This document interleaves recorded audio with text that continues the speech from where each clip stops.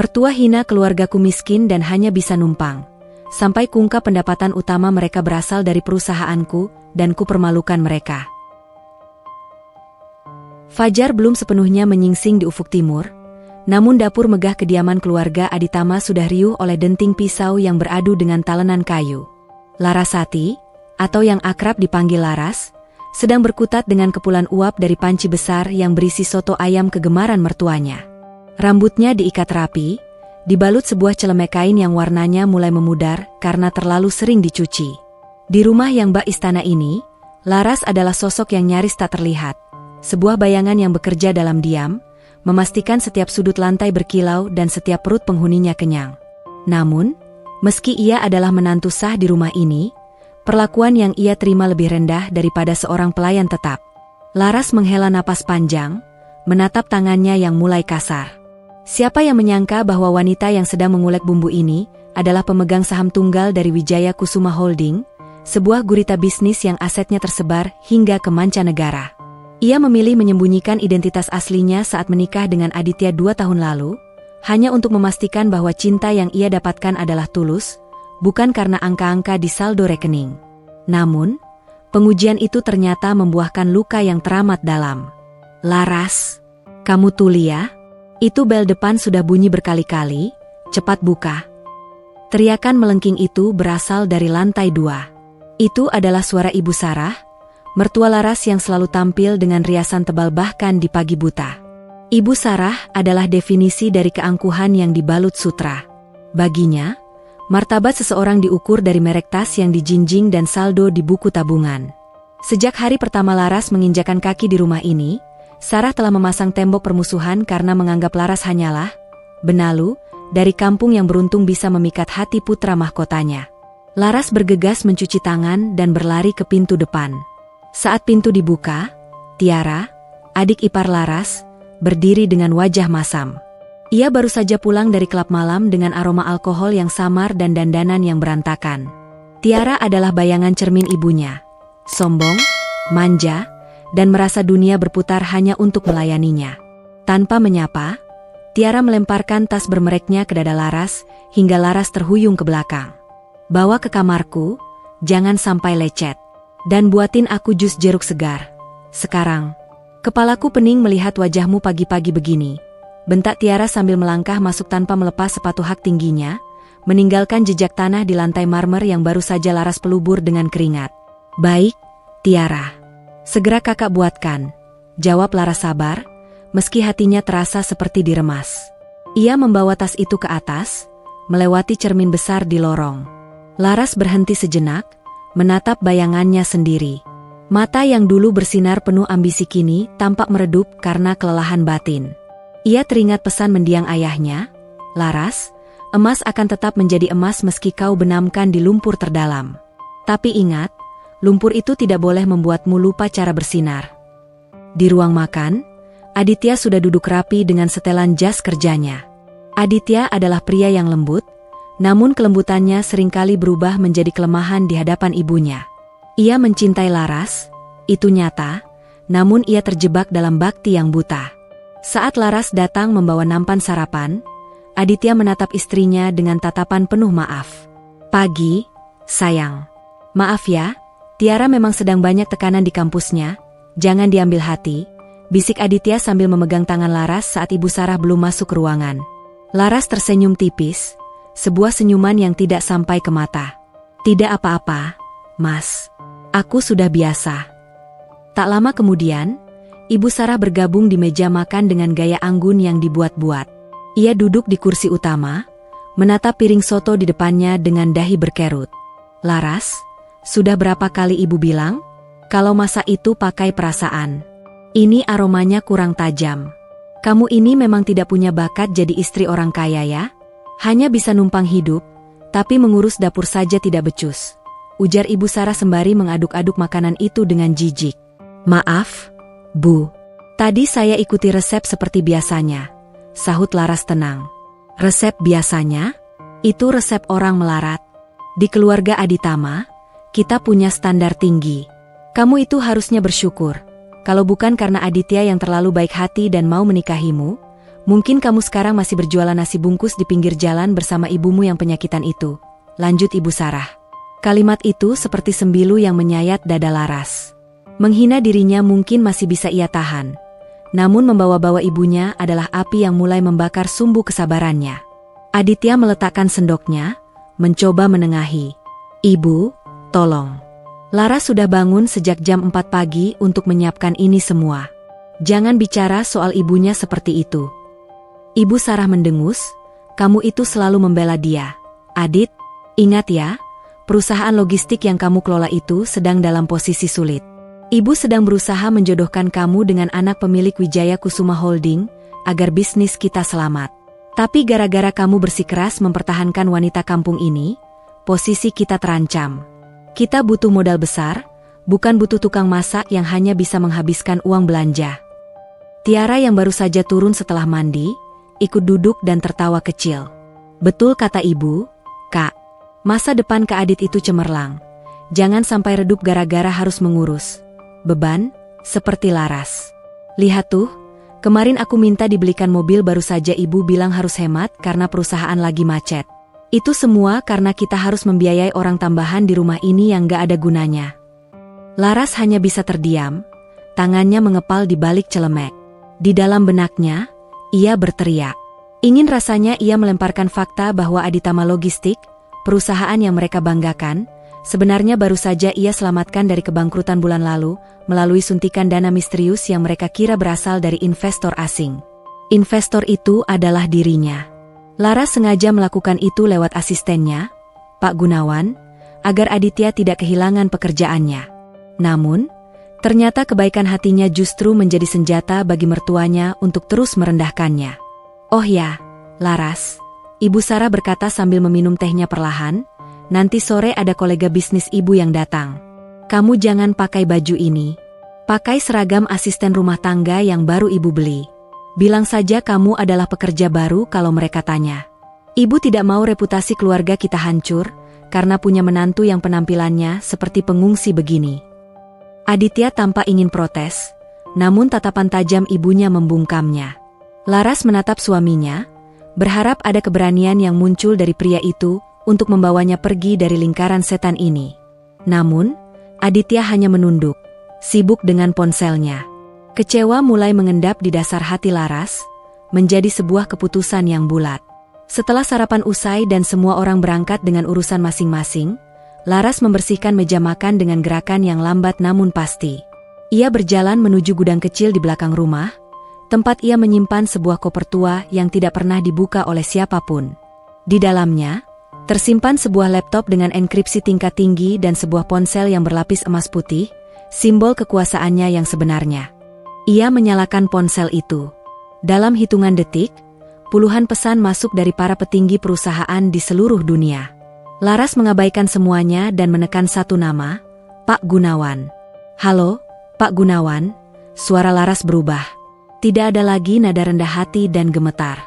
Suaranya kini dingin, tegas, dan penuh otoritas yang mampu membuat lawan bicaranya gemetar. Ya, Ibu Laras? Senang mendengar suara Anda kembali. Ada instruksi? Jawab suara di seberang telepon dengan nada sangat hormat. Siapkan laporan audit menyeluruh untuk Aditama Logistik. Aku ingin tahu setiap rupiah yang mereka keluarkan untuk gaya hidup mewah Ibu Sarah dan Tiara. Dan satu lagi, Pak, jadwal pertemuan dengan keluarga Aditama untuk perpanjangan kontrak modal, tolong dimajukan menjadi minggu depan. Tapi kali ini, jangan kirim perwakilan. Aku sendiri yang akan datang sebagai pemilik utama. Baik, Ibu. Apakah Anda yakin? Ini artinya penyamaran Anda akan berakhir. Laras menatap ke arah jendela, melihat Ibu Sarah yang sedang tertawa sombong di telepon sambil memerintah tukang kebun dengan kasar. Ya, aku yakin.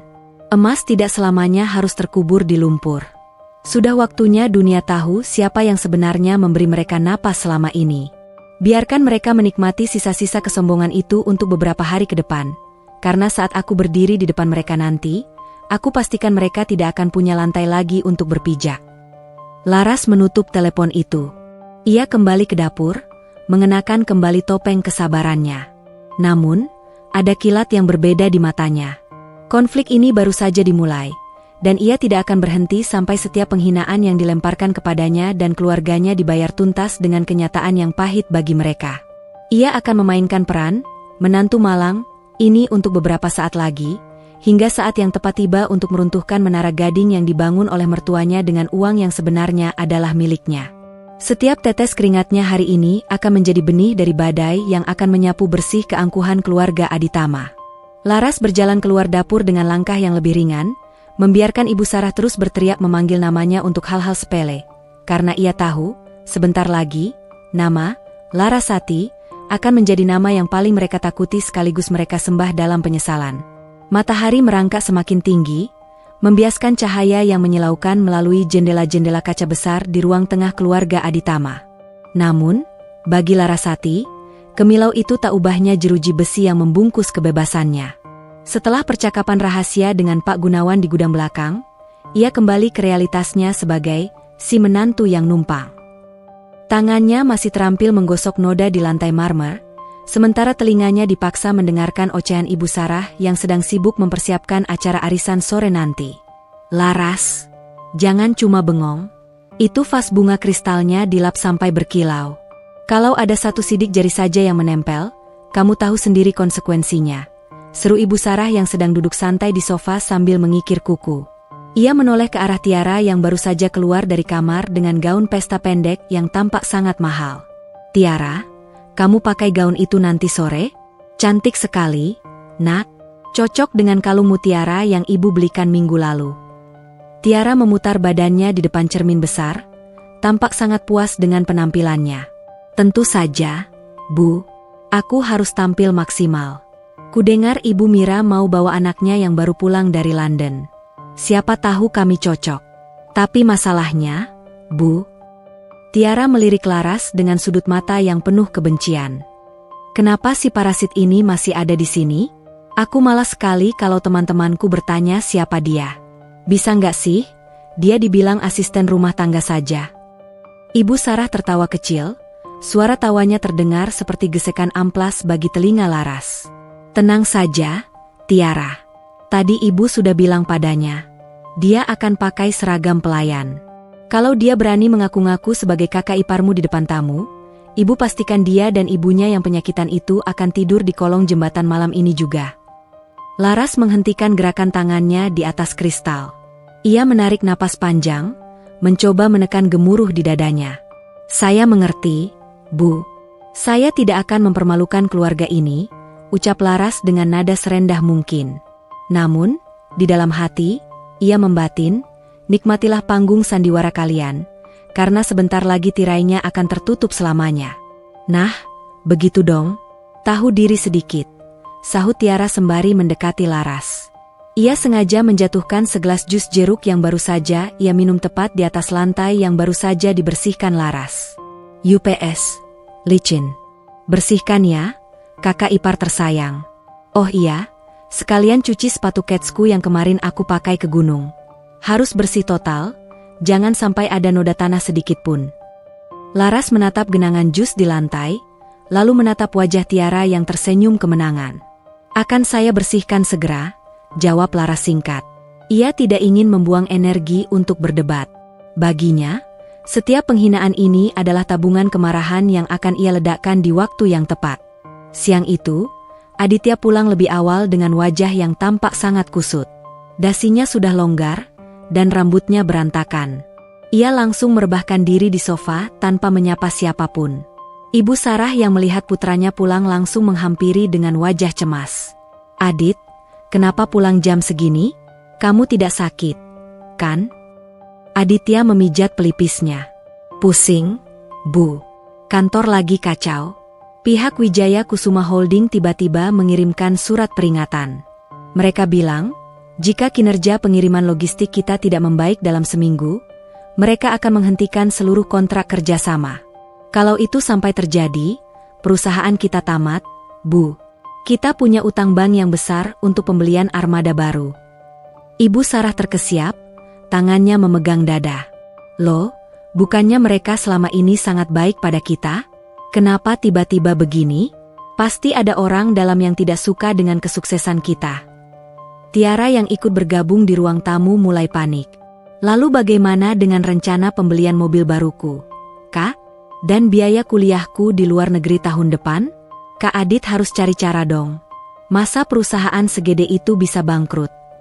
Kamu pikir cari uang itu gampang? Bentak Aditya yang mulai kehilangan kesabaran. Selama ini kalian hanya tahu menghabiskan uang. Ibu juga, arisan sana-sini, beli berlian padahal cash flow perusahaan lagi macet. Sekarang kita benar-benar di ujung tanduk. Laras yang sedang berdiri di dekat dapur mendengarkan setiap kalimat itu. Ia tahu persis apa yang terjadi. Dialah yang menggerakkan pion-pion di papan catur itu. Ia sengaja meminta Pak Gunawan memberikan tekanan agar keluarga ini sadar bahwa mereka tidaklah sehebat yang mereka bayangkan. Namun, melihat Aditya yang begitu tertekan, ada sedikit rasa iba yang menyelinap. Ia mendekati suaminya sambil membawa segelas air putih hangat. "Mas, minum dulu. Mungkin ada jalan keluar yang belum terpikirkan," ucap Laras lembut. Namun, sebelum Aditya sempat menerima gelas itu, Ibu Sarah sudah menepis tangan Laras hingga airnya tumpah ke lantai. "Halah, jalan keluar apa yang bisa keluar dari otak orang kampung sepertimu? Jangan ikut campur urusan orang pintar. Pergi ke belakang, selesaikan cucianmu," bentak Ibu Sarah. Aditya menatap Laras dengan tatapan sedih, tapi lagi-lagi ia diam.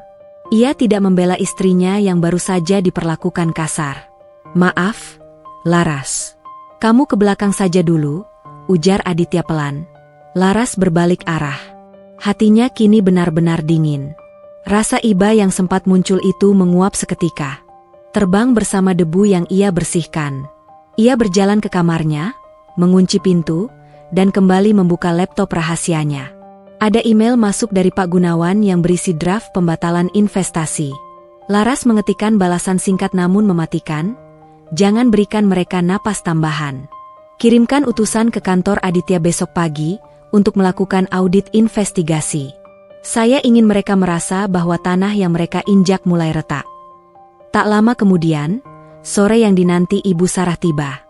Rumah itu kini sudah dipenuhi oleh wanita-wanita dengan pakaian gemerlap dan aroma parfum yang menyengat.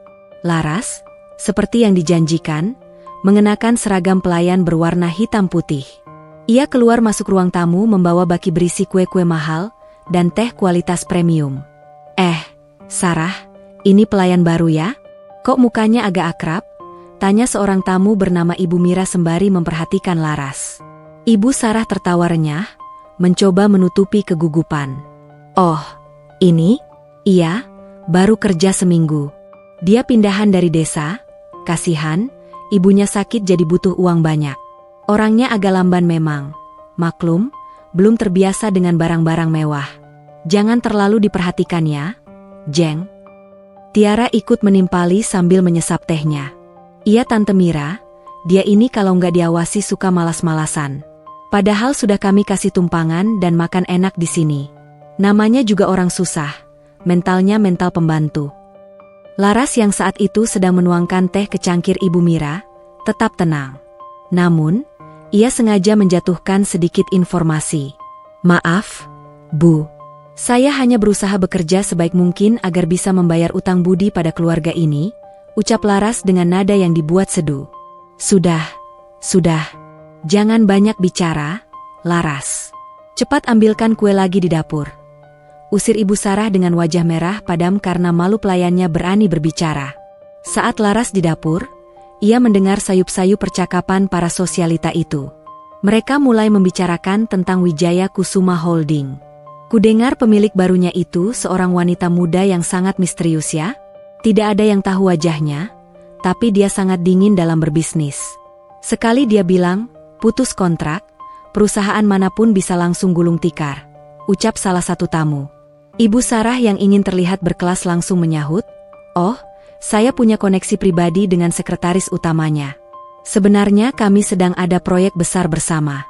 Masalah kecil di kantor Aditya itu biasa, hanya penyesuaian teknis saja." Laras yang mendengar itu dari balik pintu dapur hampir saja tertawa terbahak-bahak.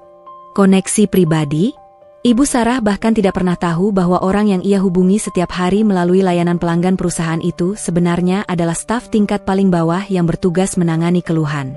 Malam harinya, setelah semua tamu pulang, rumah itu kembali sunyi, namun ketegangan tidak mereda. Aditya duduk di meja makan dengan berkas-berkas yang berserakan. "Ibu, besok pagi orang dari Wijaya Kusuma mau datang ke kantor. Mereka mau audit total.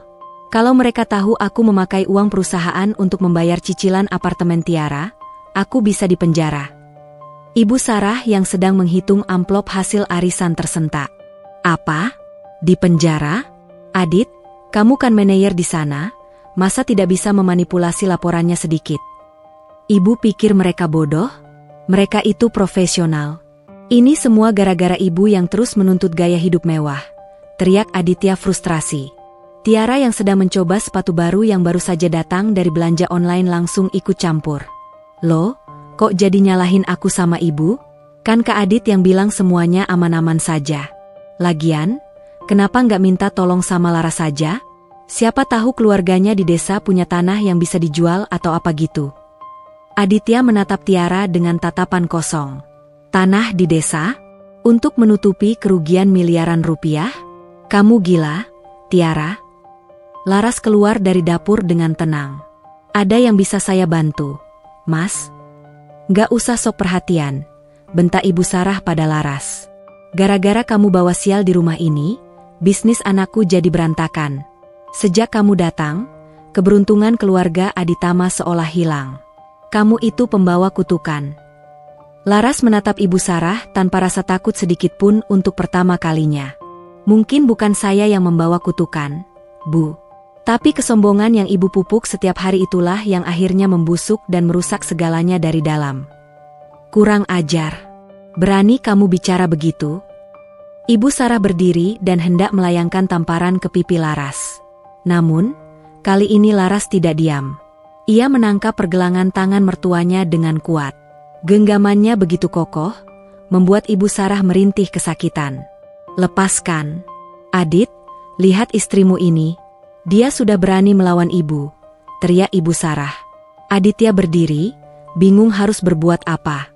"Laras, lepaskan ibu. Apa-apaan ini?" Laras melepaskan tangan Ibu Sarah dengan sekali sentakan hingga wanita tua itu terhuyung kembali ke kursinya. "Saya hanya ingin mengingatkan, Bu, langit tidak selamanya cerah. Kadang, badai datang bukan untuk merusak, tapi untuk membersihkan sampah-sampah yang menumpuk. Mas Adit, sebaiknya kamu istirahat. Besok akan menjadi hari yang sangat panjang untukmu." Tanpa menunggu jawaban, Laras berjalan menuju kamar dengan langkah yang anggun dan punggung yang tegak. Ia tidak lagi tampak seperti pelayan. Ia tampak seperti seorang ratu yang baru saja memberikan peringatan terakhir sebelum menyatakan perang terbuka. Di dalam kamar, Laras mengambil foto ibunya. "Sebentar lagi, Bu. Sedikit lagi Laras akan membawa ibu tinggal di tempat yang layak, di mana tidak ada satupun orang yang bisa menghina ibu lagi." Malam itu, di bawah rembulan yang tertutup awan, Laras menyiapkan berkas final. Besok adalah hari audit. Besok adalah hari di mana topeng-topeng itu akan mulai retak. Dan ia sudah tidak sabar melihat ekspresi wajah Ibu Sarah saat menyadari bahwa menantu yang selama ini ia injak-injak adalah pemilik dari seluruh napas kehidupan finansialnya. Pagi itu, langit di atas kediaman Aditama tampak mendung, seolah alam sedang menyiapkan panggung untuk badai yang sebentar lagi akan menerjang. Suasana di dalam rumah tak kalah dingin. Meja makan yang biasanya penuh dengan celoteh sombong Tiara dan Ibu Sarah, kini senyap seperti kuburan. Aditya duduk mematung, matanya merah karena tidak tidur semalaman, menatap tumpukan map di depannya dengan tangan yang gemetar. Laras datang membawa nampan berisi kopi hitam pekat. Ia meletakkannya di samping Aditya tanpa suara. Gerakannya anggun, tenang, dan sangat terkontrol. Tak ada lagi sisa-sisa ketakutan di wajahnya, meski ia masih mengenakan daster sederhana yang sudah agak pudar warnanya. "Mas, diminum dulu kopinya. Biar tenang," ucap Laras lembut, namun ada nada dingin yang terselip di balik kelembutan itu.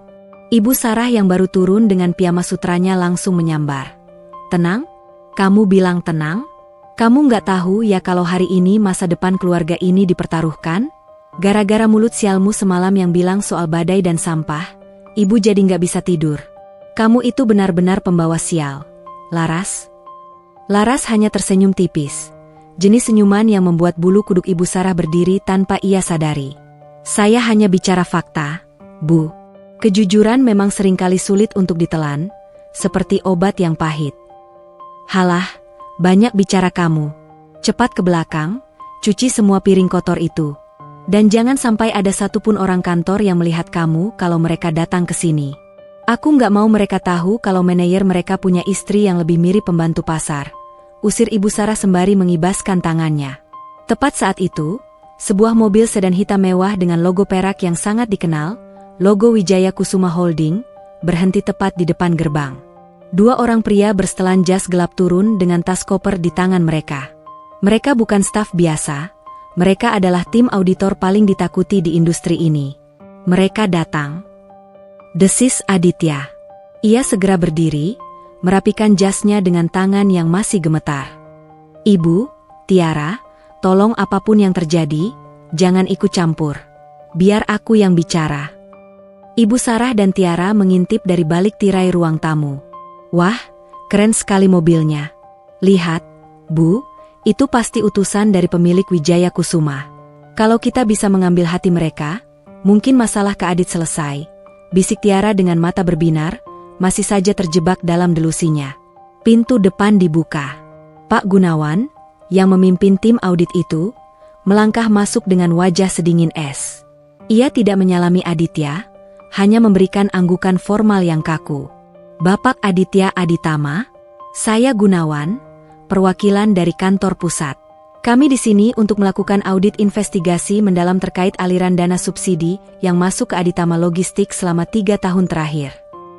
Aditya menelan ludah. Silakan, Pak Gunawan. Kami sangat kooperatif. Mari duduk di ruang kerja saya. Namun, Pak Gunawan tidak langsung bergerak. Matanya menyapu ruangan, hingga berhenti pada sosok Laras yang sedang berdiri di dekat lorong dapur.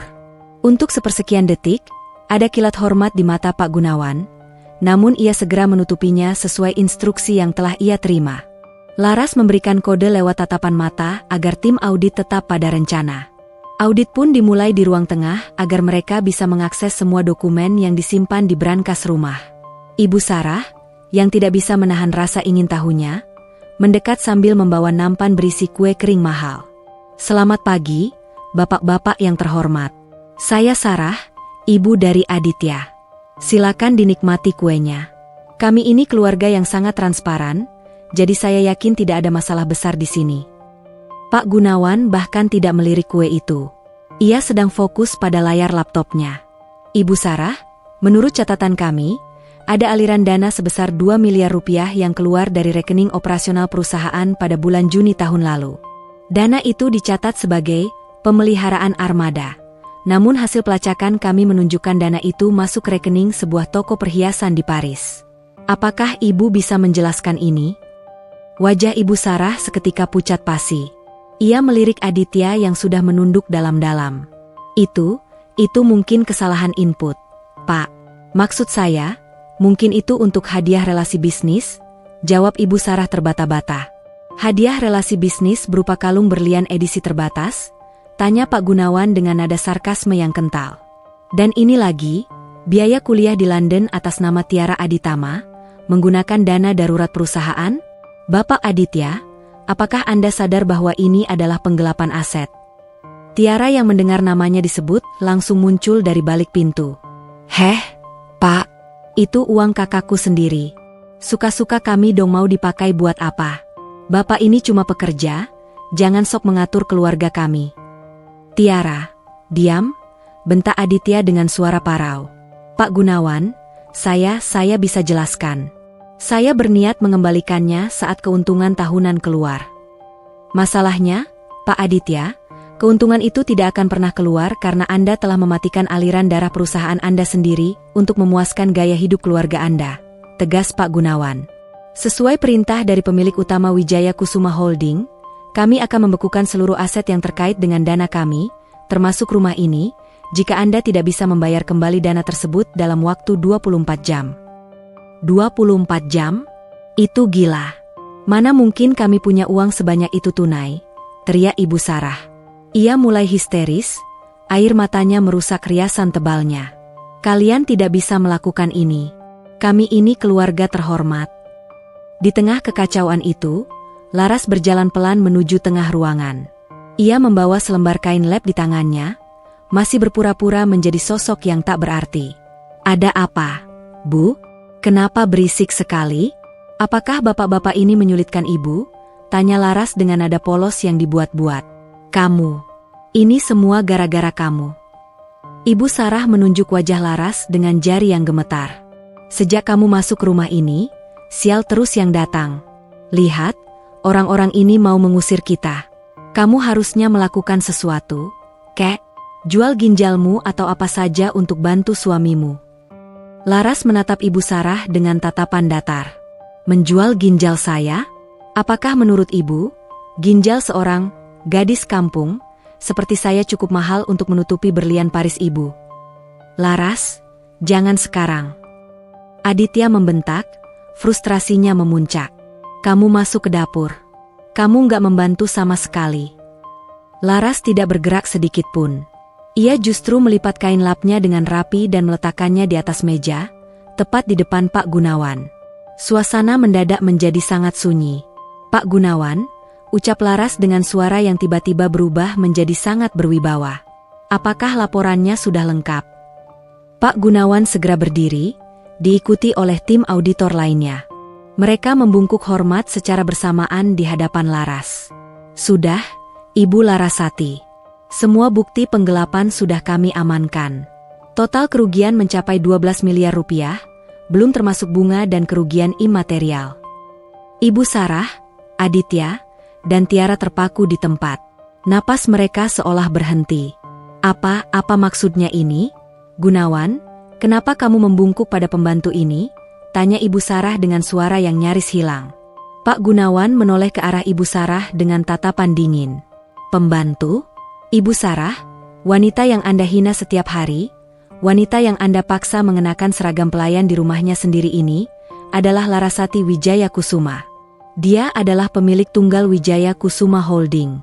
Dialah orang yang selama ini memberi perintah kepada saya, dan dialah yang secara pribadi menandatangani setiap dana bantuan yang menyelamatkan perusahaan putra Anda berkali-kali. Aditya merasakan dunianya runtuh. Ia menatap Laras dengan tatapan yang sulit diartikan, antara malu, tidak percaya, dan hancur. Laras, kamu kenapa? Laras menatap Aditya dengan mata yang berkaca-kaca, namun bukan karena sedih, melainkan karena rasa sakit yang telah membatu. Kenapa, Mas? Kamu tanya kenapa aku merahasiakannya? Karena aku ingin tahu, apakah ada bagian dari dirimu yang mencintaiku tanpa melihat gelar dan hartaku. Dan yang lebih penting, aku ingin tahu apakah keluargamu punya sedikit saja rasa kemanusiaan terhadap orang yang mereka anggap lebih rendah. Laras melangkah mendekati Ibu Sarah yang kini sudah terduduk lemas di lantai. Ibu selalu bilang saya menumpang di sini, bukan? Faktanya, rumah ini dibeli atas nama perusahaan saya. Mobil yang Tiara pakai adalah aset kantor yang saya pinjamkan. Bahkan makanan yang Ibu makan setiap hari, berasal dari dividen saham saya yang saya alirkan ke rekening Aditya. Laras, maafkan Ibu, Nak, Ibu tidak tahu. Rintih Ibu Sarah, mencoba meraih ujung daster Laras. Laras menarik kakinya dengan perlahan namun tegas. Ibu tidak tahu karena Ibu tidak pernah mau tahu. Ibu hanya peduli pada kilau di leher Ibu, tanpa peduli pada darah dan air mata orang yang menyiapkannya. Sekarang, badai yang saya bicarakan tadi sudah sampai di depan pintu Ibu. Dan sayangnya, saya tidak punya niat untuk menjadi payung bagi kalian lagi. Tiara mulai menangis histeris. Kak Laras, tolong, aku masih mau kuliah. Aku janji gak bakal sombong lagi. Tolong jangan tarik mobilku. Laras menoleh ke arah Tiara. Mobil itu sudah ditarik sejak 1 jam yang lalu, Tiara. Dan soal kuliahmu, mungkin kamu bisa mencoba mencari beasiswa atau bekerja paruh waktu. Seperti yang dulu sering Ibu sarankan padamu tapi kamu ejek sebagai pekerjaan rendahan. Laras berpaling ke arah Pak Gunawan. Lanjutkan prosesnya. Amankan semua aset. Untuk Mas Aditya, berikan dia waktu 2 jam untuk mengemasi barang-barang pribadinya. Sisanya, biarkan pengadilan yang memutuskan. Laras, kamu gak bisa lakukan ini padaku. Aku suamimu, teriak Aditya, mencoba meraih tangan Laras. Laras menepisnya dengan lembut. Suami yang membiarkan istrinya dihina di depan matanya sendiri bukanlah suami yang bisa saya percayai untuk memegang harta saya, apalagi hidup saya. Kamu punya pilihan selama 2 tahun ini, Aditya. Kamu memilih diam. Dan hari ini, diammu itu membuahkan hasil. Laras berjalan menuju tangga untuk mengambil koper kecil yang sudah ia siapkan. Ia tidak membawa apapun dari rumah itu, kecuali martabat yang kini telah ia ambil kembali. Di atas tangga, ia berhenti sejenak dan melihat ke bawah, ke arah keluarga yang pernah ia harapkan menjadi keluarganya sendiri. Mereka tampak begitu kecil, begitu rapuh tanpa topeng kemewahan yang selama ini mereka banggakan. Pak Gunawan, saya tunggu di kantor pusat 1 jam lagi. Kita harus membedah sisa-sisa perusahaan itu dan melihat apakah ada yang bisa diselamatkan untuk para karyawan yang tidak berdosa, karena keluarga ini sudah tidak ada lagi dalam daftar prioritas saya.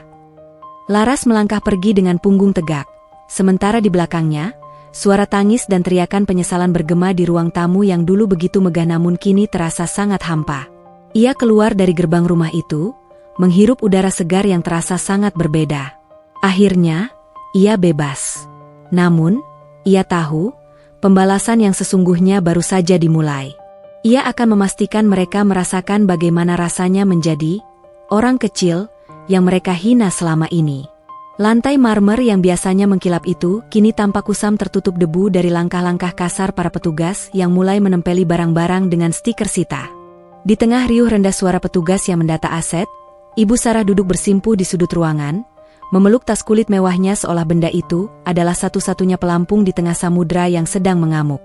Wajahnya yang biasa kaku oleh keangkuhan kini melorot, menyisakan kerutan ketakutan yang nyata. Ini mimpi buruk, ini pasti mimpi buruk, igau Ibu Sarah dengan suara serak. Aditya berdiri mematung di tengah ruang tamu, menatap pintu gerbang tempat mobil Laras baru saja menghilang. Dunia terasa berputar terlalu cepat baginya. Pria yang tadinya merasa di puncak dunia itu, kini merasa seperti sehelai daun kering yang diterjang badai. Ibu lihat sekarang? Apa yang sudah ibu lakukan? Tanya Aditya dengan nada datar, nyaris tanpa emosi. Laras bukan hanya istriku, dia adalah nyawa dari semua yang kita miliki. Dan kita mengusirnya seperti sampah. Jangan salahkan ibu, Adit. Tiara berteriak histeris dari arah tangga sembari menyeret koper yang dipenuhi baju-baju bermerek. Kenapa dia harus berbohong? Kalau dia bilang dia kaya dari awal, aku nggak akan mungkin menghinanya. Dia sengaja menjebak kita. Dia jahat, Kak. Aditya menoleh ke arah adiknya dengan tatapan muak. Dia tidak menjebak kita, Tiara. Dia hanya menjadi dirinya sendiri, dan kita menunjukkan siapa diri kita yang sebenarnya. Dia tidak perlu berbohong untuk melihat kebusukan hati kita. Kamu dan ibu yang terlalu silau dengan emas, sampai tidak bisa melihat berlian di depan mata. Di sisi lain kota, di dalam mobil mewah yang kedap suara, Larasati duduk menyandarkan kepalanya ke jok kulit yang dingin. Pak Gunawan yang duduk di kursi depan, sesekali melirik melalui spion tengah. Ibu Laras, Anda baik-baik saja? Kita bisa langsung menuju villa di daerah Bogor jika Anda butuh ketenangan. Laras menghela napas panjang, menatap gedung-gedung pencakar langit yang tampak seperti deretan nisan di bawah langit yang mendung. Tidak, Pak Gan, langsung ke kantor pusat. Saya ingin melihat berkas kepemilikan saham Aditama Logistik secara detail. Saya ingin memastikan tidak ada satu celah pun bagi mereka untuk memutarbalikkan fakta hukum. Jika mereka ingin bermain di lumpur, saya akan pastikan mereka tenggelam di dalamnya. Sesampainya di gedung Wijaya Kusuma Holding, suasana berubah total. Para karyawan yang berpapasan di lobi membungkuk hormat, bukan pada seragam pelayan yang tadi pagi ia kenakan, melainkan pada aura kepemimpinan yang terpancar dari sosok Larasati. Ia melangkah menuju ruang rapat utama, tempat beberapa pengacara sudah menunggu. Selamat siang, Ibu Larasati. Kami sudah menyiapkan dokumen pembekuan rekening pribadi Ibu Sarah dan Saudari Tiara atas dasar penggunaan dana perusahaan yang tidak sah, lapor salah satu pengacara. Laras duduk di kursi kebesarannya, jemarinya mengetuk meja kayu jati dengan irama yang tenang namun mematikan. Lakukan. Tapi untuk Aditya, sisakan sedikit saldo di rekening pribadinya. Cukup untuk dia menyewa kontrakan kecil dan makan selama 1 bulan. Saya ingin dia merasakan bagaimana rasanya menjadi orang yang harus menghitung setiap rupiah, seperti yang saya lakukan saat dia membiarkan saya mengelola uang belanja yang pas-pasan. Baik, Ibu. Lalu bagaimana dengan aset rumah di Menteng? Biarkan mereka di sana sampai besok pagi. Saya ingin mereka melewati satu malam terakhir di rumah itu tanpa listrik dan air. Biar mereka tahu bahwa kemewahan yang mereka nikmati hanyalah pinjaman dari kesabaran saya yang sudah habis, ucap Laras dingin. Sementara itu, di kediaman Aditama, kegelapan mulai menyelimuti seiring terbenamnya matahari. Petugas PLN baru saja memutus aliran listrik sesuai instruksi perusahaan pemilik aset. Ibu Sarah menjerit saat lampu gantung kristalnya padam, menyisakan kegelapan yang mencekam. Adit, kenapa lampunya mati? Telepon orang kantor sekarang. Suruh mereka nyalakan. Aditya hanya tertawa getir di kegelapan, cahaya hanya berasal dari layar ponselnya yang baterainya mulai menipis. Ibu masih tidak mengerti? Tidak ada lagi orang kantor yang mendengarkan kita. Kita ini bukan siapa-siapa lagi, Bu. Kita hanya orang asing yang numpang di rumah Larasati. Aku lapar, Kak. Aku mau pesan makanan lewat aplikasi tapi kartuku ditolak semua. Isak Tiara yang duduk di lantai. Keangkuhannya telah menguap bersamaan dengan sinyal internet yang mulai sulit ia jangkau. Makan saja perhiasanmu itu, Tiara. Bukankah itu yang paling berharga bagimu? Sahut Aditya tajam. Ia bangkit berdiri dan berjalan menuju dapur, mencari sisa-sisa roti atau apapun yang bisa dimakan. Di sana, ia melihat celemek Laras yang masih tergantung di balik pintu. Ia memegangnya, mencium aroma bawang dan bumbu dapur yang selama ini ia anggap sebagai aroma kemiskinan. Kini, aroma itu terasa seperti aroma penyesalan yang paling menyesakkan dada. Tiba-tiba, ponsel Aditya berdering. Sebuah nomor yang sangat ia kenal. Larasati. Dengan tangan gemetar, ia mengangkatnya. Laras? Laras, maafkan aku akan melakukan apapun, tolong jangan begini. Suara Laras terdengar di seberang sana, begitu tenang namun terasa begitu jauh. Aditya, aku menelepon bukan untuk mendengar permintaan maafmu. Simpan itu untuk dirimu sendiri. Aku hanya ingin memberitahu, besok pagi jam 8, truk pengangkut barang akan datang. Apapun yang bukan milik pribadi kalian harus ditinggalkan. Termasuk baju-baju mahal yang dibeli dengan kartu kredit perusahaan. Tapi Laras, ibu sedang sakit, dia shock. Mana mungkin kami pindah secepat itu? Mohon Aditya. Sakit? Sakitnya Ibu Sarah tidak sebanding dengan sakit hati ibuku saat dia diusir dari depan pagarmu seperti binatang. Aditya, apakah kamu lupa? Saat itu aku memohon padamu untuk membiarkan ibuku masuk sebentar saja karena dia sedang demam. Tapi apa katamu? Kamu bilang, turuti saja kata ibu, jangan bikin suasana makin panas. Nah, sekarang suasananya sudah mendingin, bahkan membeku. Selamat menikmati malam terakhirmu sebagai tuan besar. Telepon diputus sepihak. Aditya terjatuh di lantai dapur, menangis sejadi-jadinya.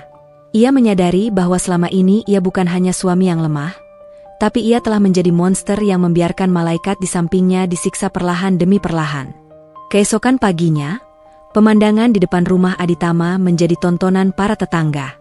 Ibu Sarah keluar dengan wajah kuyu, tanpa riasan, mengenakan pakaian paling sederhana yang ia miliki karena baju-baju bermereknya telah disita oleh pengacara Laras sebagai jaminan kerugian perusahaan. Tiara menyembunyikan wajahnya di balik rambutnya yang berantakan, menyeret koper plastik murah. Sebuah mobil sedan perak berhenti di depan mereka. Kaca jendela turun perlahan, menampakkan wajah Laras yang cantik namun dingin. Ia mengenakan kacamata hitam, memandang ke arah mantan mertuanya itu seperti melihat debu yang tertiup angin. Sopir ini akan mengantar kalian ke sebuah alamat di pinggiran kota. Saya sudah membayarkan kontrakan untuk 3 bulan ke depan. Setelah itu, kalian harus berjuang sendiri. Ibu Sarah mencoba mendekat ke arah mobil. Laras, tolong. Nak, ibu janji akan jadi mertua yang baik. Jangan buang kami ke tempat kumuh. Laras menatap Ibu Sarah sejenak, lalu melepaskan kacamata hitamnya. Ibu, tempat itu tidak kumuh. Itu adalah lingkungan yang sama dengan tempat tinggal ibuku sebelum ibu menghinanya habis-habisan. Jika tempat itu cukup baik untuk ibuku, maka tempat itu juga cukup baik untuk ibu. Selamat memulai hidup baru. Mobil Laras melaju pergi, meninggalkan keluarga Aditama yang berdiri terpaku di trotoar. Mereka yang dulu merasa paling tinggi, kini harus merangkak dari dasar tanah. Larasati melihat dari spion mobilnya, ia tidak merasa menang sepenuhnya, ada rasa perih yang masih tersisa. Namun, ia tahu, keadilan telah ditegakkan. Dan ini baru permulaan dari transformasinya menjadi wanita yang tidak akan pernah bisa diinjak oleh siapapun lagi. Ia mengambil ponselnya kembali dan menekan nomor ibunya. "Halo, Ibu? Laras sedang jalan pulang. Laras sudah siapkan kejutan untuk Ibu. Kita akan pindah ke rumah baru yang ada taman bunganya, persis seperti impian Ibu dulu. Tidak akan ada lagi yang berani mengusir kita, Bu. Tidak akan pernah lagi." Kontrakan sempit di gang sempit itu terasa seperti peti mati bagi Ibu Sarah. Aroma lembab dari dinding yang berjamur menyapa indera penciumannya, menggantikan wangi aromaterapi lavender yang biasanya memenuhi kamar tidurnya yang seluas lapangan bola. Ia berdiri mematung di tengah ruangan berukuran 3x4 meter itu, menatap satu-satunya kipas angin berkarat yang berputar dengan suara derit yang memilukan. "Aku tidak bisa tinggal di sini, Adit. Ini bukan tempat manusia. Ini kandang," teriak Ibu Sarah dengan suara yang pecah karena tangis yang tak kunjung usai. Aditya, yang sedang meletakkan koper plastik berisi sisa pakaian mereka, hanya bisa bersandar di pintu kayu yang sudah mulai keropos. "Ini kenyataan kita sekarang, Bu. Laras sudah membayar ini untuk 3 bulan. Kalau Ibu mau pindah, silakan, tapi pakai uang apa?" tanyanya dengan suara parau. Ia tampak 10 tahun lebih tua, hanya dalam waktu 1 malam. Matanya yang cekung menunjukkan bahwa beban penyesalan jauh lebih berat daripada beban koper yang ia bawa. Tiara duduk di atas kasur tipis yang diletakkan langsung di atas lantai semen. Ia terus memandangi layar ponselnya yang kini tidak memiliki sinyal data, karena ia tak mampu lagi membeli kuota. "Kak, teman-temanku pada nanya di grup kenapa aku nggak bisa dihubungi. Mereka mau ngajak nongkrong di kafe biasa. Aku harus bilang apa?" isaknya. Ia merasa seolah harga dirinya telah dipreteli satu persatu, hingga menyisakan kehampaan yang mengerikan. "Bilang saja kalau kamu sedang belajar jadi manusia, Tiara," sahut Aditya tajam. "Berhenti memikirkan apa kata orang. Pikirkan bagaimana kita bisa makan besok pagi. Uang di rekeningku hanya cukup untuk makan sederhana sebulan. Kita harus cari kerja." "Kerja?" Ibu Sarah menoleh dengan tatapan tidak percaya. "Ibu ini Nyonya Baskoro Aditama. Ibu tidak pernah bekerja seumur hidup Ibu. Bagaimana mungkin Ibu harus bekerja di usia seperti ini?" "Nyonya Aditama sudah mati bersama rumah di menteng itu, Bu," balas Aditya dingin. Ia keluar dari kontrakan, ingin mencari udara segar yang tidak berbau keputusasaan. Namun, gang sempit itu justru memberinya pemandangan yang lebih menyakitkan. Ia melihat anak-anak kecil berlarian tanpa alas kaki, dan seorang ibu yang sedang mencuci baju di depan teras kecilnya. Pemandangan itu mengingatkannya pada ibu kandung Laras yang dulu pernah berdiri di depan gerbang rumahnya, membawa hasil kebun yang ia hina sebagai sampah. Penyesalan itu datang kembali, menyerang jantungnya seperti ribuan jarum yang menusuk bersamaan. Di sisi lain kota yang berkilauan, Larasati berdiri di balkon kantornya yang terletak di lantai 30. Ia mengenakan setelan kerja berwarna putih gading, yang memancarkan aura kemewahan yang tenang. Pak Gunawan masuk ruangan dengan setumpuk berkas baru. "Ibu Laras, proses pengalihan seluruh aset Aditama Logistik sudah selesai. Para karyawan sangat lega setelah tahu bahwa gaji mereka bulan ini tidak akan tertunda dan manajemen baru akan lebih transparan." Laras memutar kursinya, menatap Pak Gunawan dengan saksama. "Bagus. Pastikan tidak ada satupun orang lama yang memiliki kaitan darah dengan keluarga Sarah di dalam manajemen baru. Saya ingin perusahaan itu bersih dari nepotisme yang merusak. Dan bagaimana dengan yayasan yang saya minta?" "Sudah kami siapkan, Bu. Yayasan Cahaya Laras. Fokusnya adalah memberikan bantuan hukum dan modal usaha bagi wanita-wanita yang mengalami penindasan domestik dan ekonomi. Kami sudah mulai mendata beberapa kasus di lapangan," lapor Pak Gunawan. Laras mengangguk pelan. "Aku ingin yayasan ini menjadi tempat perlindungan yang nyata. Aku pernah berada di posisi mereka, Pak Gan. Merasa tak berdaya hanya karena tidak memiliki angka di bank. Aku ingin mereka tahu bahwa martabat tidak bisa dibeli dengan uang, tapi uang bisa menjadi senjata untuk melindungi martabat itu. Tiba-tiba, sekretaris Laras mengetuk pintu. Ibu Laras, ada seorang pria bernama Aditya yang menunggu di lobi. Dia memohon untuk bertemu dengan ibu. Katanya, ini soal urusan pribadi. Laras terdiam sejenak. Jemarinya yang lentik memainkan pena emas di atas meja. Biarkan dia naik. Tapi hanya 10 menit. Beberapa saat kemudian, Aditya masuk ke ruangan itu dengan langkah yang ragu. Ia terpaku melihat kemegahan kantor Laras. Ia merasa seperti debu yang masuk ke dalam kuil suci. Laras duduk di kursi kebesarannya, tidak beranjak, hanya menatap Aditya melalui kacamata bacanya yang elegan. 10 menit, Aditya. Silakan duduk, ucap Laras tanpa basa-basi. Aditya duduk di kursi di depan meja Laras, kursi yang biasanya diduduki oleh para miliarder. Laras, aku datang bukan untuk meminta rumah atau perusahaan itu kembali. Aku sadar aku tidak pantas memintanya, ucap Aditya dengan suara bergetar. Aku hanya ingin bertanya satu hal, apakah selama 2 tahun ini, ada sedikit saja bagian dari dirimu yang benar-benar mencintaiku? Ataukah semua ini hanya bagian dari rencanamu untuk membalas dendam? Laras meletakkan penanya. Ia menatap Aditya langsung ke dalam matanya, membuat pria itu tertunduk malu. Aku mencintaimu, Aditya. Sangat mencintaimu. Itulah sebabnya aku bertahan di dapur itu selama 2 tahun. Itulah sebabnya aku membiarkan ibumu menghinaku setiap hari. Aku berharap kamu akan menarik tanganku, membawaku pergi dari rumah itu, dan bilang bahwa kita bisa hidup sederhana berdua saja tanpa harus bergantung pada harta ibumu. Laras menarik napas panjang, menahan emosi yang mulai merayap naik. Tapi setiap kali aku dihina, kamu diam. Setiap kali ibuku diusir, kamu memalingkan wajah. Kamu lebih takut kehilangan fasilitas dari ibumu daripada kehilangan harga diri istrimu. Cinta tanpa perlindungan adalah pengkhianatan, Aditya. Dan kamu telah mengkhianatiku setiap hari selama 2 tahun. Aditya meneteskan air mata. Aku bodoh, Laras. Aku pengecut. Iya, kamu pengecut, sahut Laras tegas. Dan sekarang, penyesalanmu tidak akan mengubah fakta bahwa ibuku hampir pingsan karena kepanasan di depan rumahmu sementara kamu sedang menikmati AC di dalam.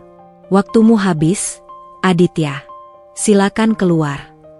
Laras, satu hal lagi, ibu sedang tidak enak badan. Dia tidak mau makan. Bisakah kamu setidaknya mengirimkan seseorang untuk melihatnya? Mohon Aditya sebelum berdiri. Laras tersenyum getir. Dia punya anak laki-laki yang sehat dan seorang putri yang manja.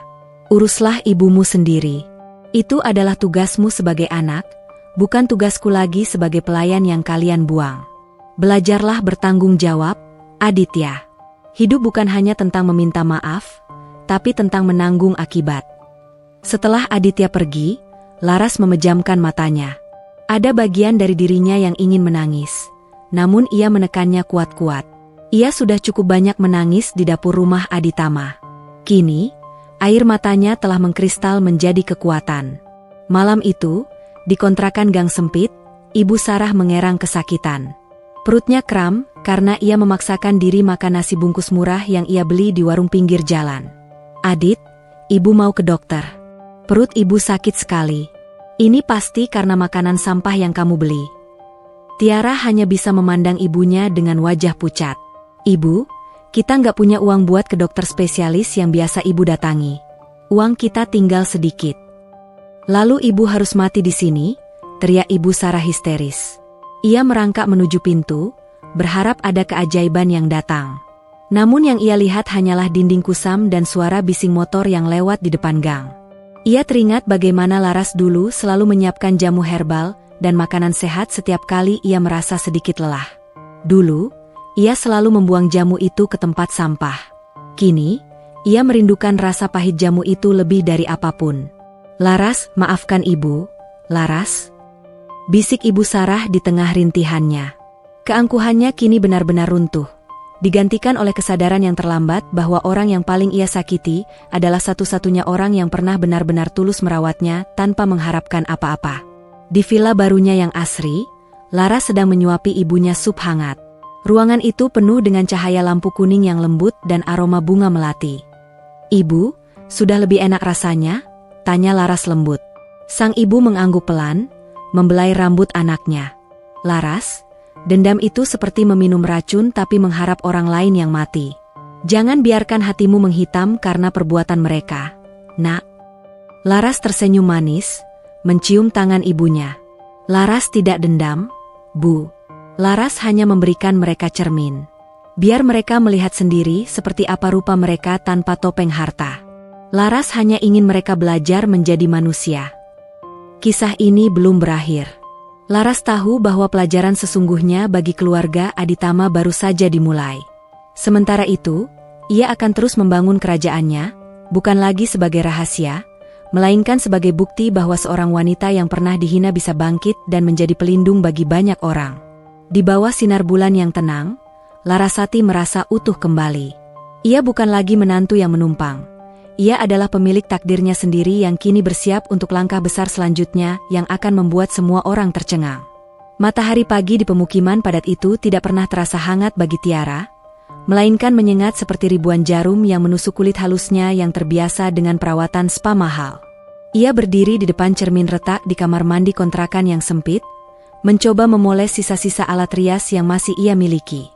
Hari ini, untuk pertama kalinya dalam 22 tahun hidupnya, Tiara harus membawa tumpukan map kertas untuk mencari pekerjaan. "Bu, aku berangkat dulu.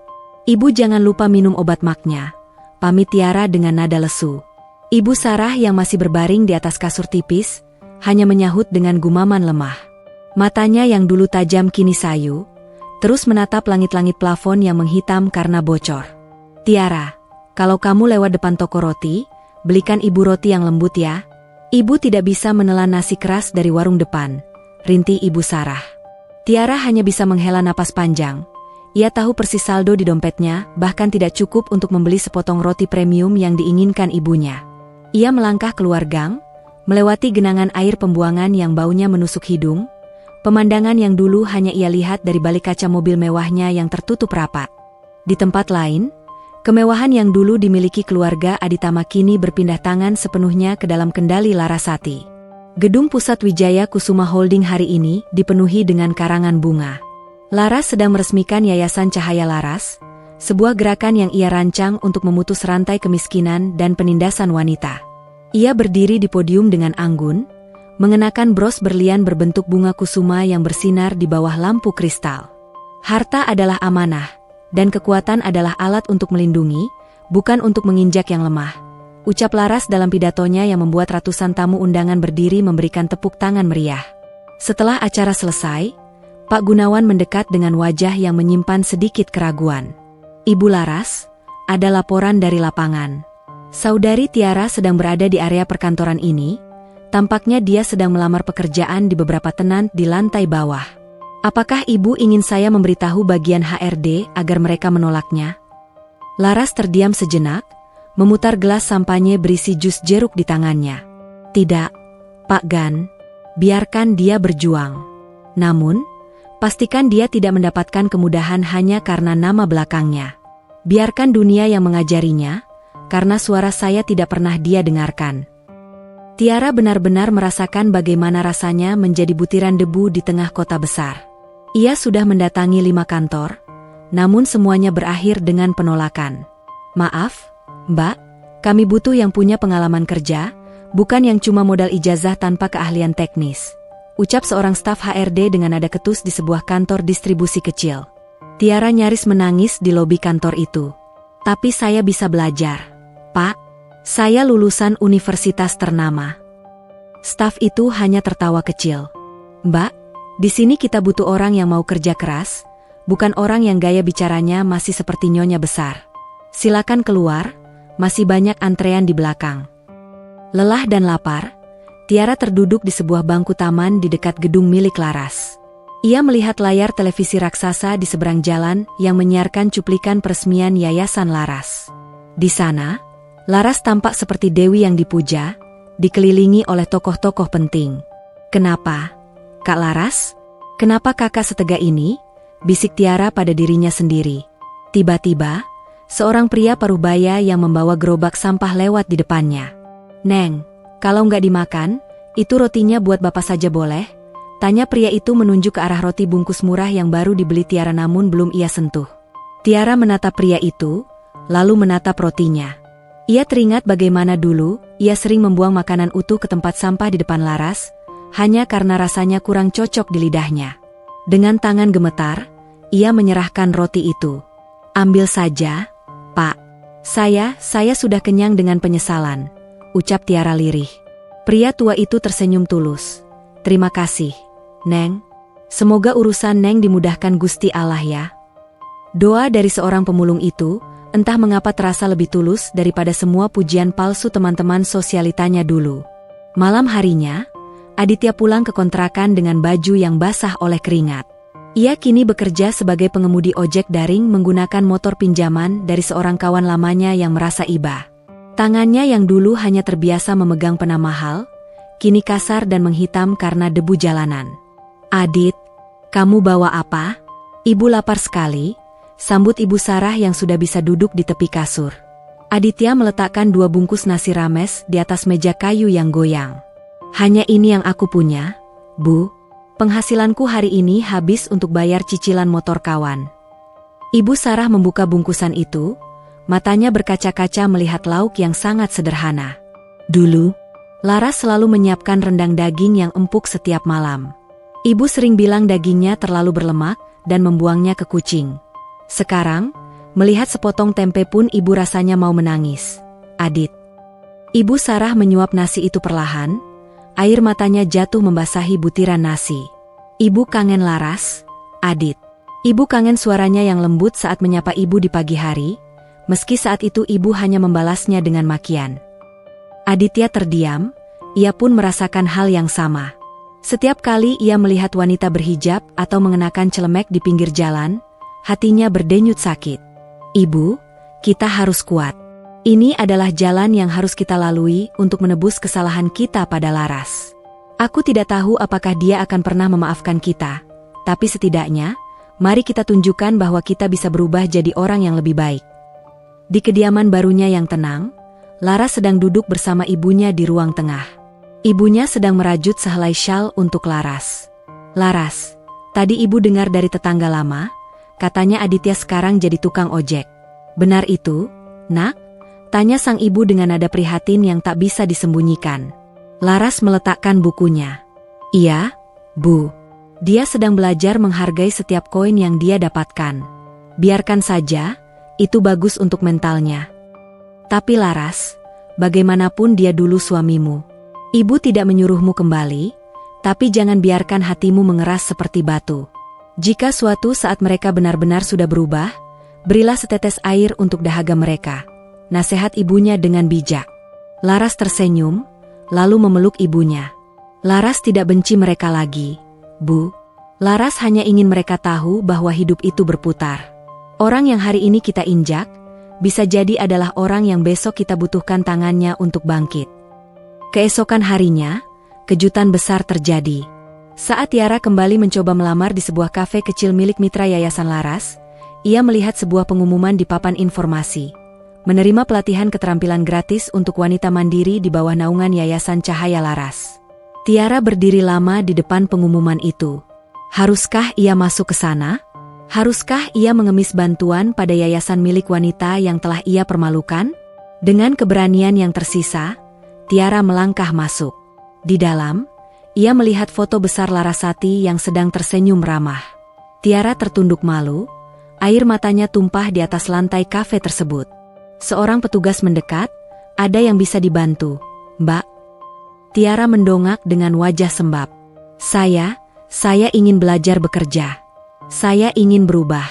Tolong, jangan tolak saya meski saya adalah adik ipar yang jahat bagi pemilik yayasan ini." Petugas itu tertegun, lalu tersenyum lembut. "Di sini tidak ada nama belakang, Mbak.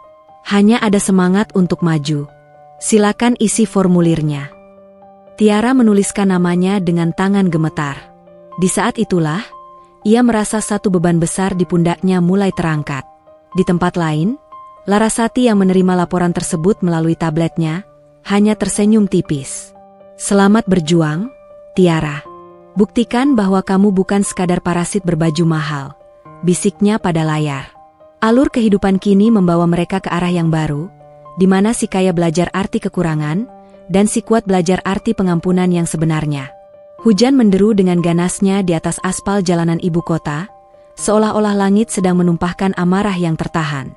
Aditya mempererat pegangannya pada stang motor pinjamannya, sementara jas hujan plastik tipis seharga Rp10.000 yang ia kenakan sudah robek di bagian bahu, membiarkan air dingin merayap masuk ke balik kulitnya. Ia baru saja menyelesaikan pesanan ketujuhnya hari itu, mengantarkan makanan ke sebuah perumahan mewah yang dulu sangat sering ia kunjungi sebagai tamu terhormat. Hanya Rp10.000. Bisik Aditya pelan saat melihat saldo di aplikasi ponselnya bertambah. Ia teringat dulu ia bisa menghabiskan Rp10 juta hanya untuk satu botol parfum, tanpa pernah berpikir bahwa Rp10.000 ternyata membutuhkan perjuangan menembus badai. Pandangannya mulai kabur karena air hujan dan lelah yang mendera.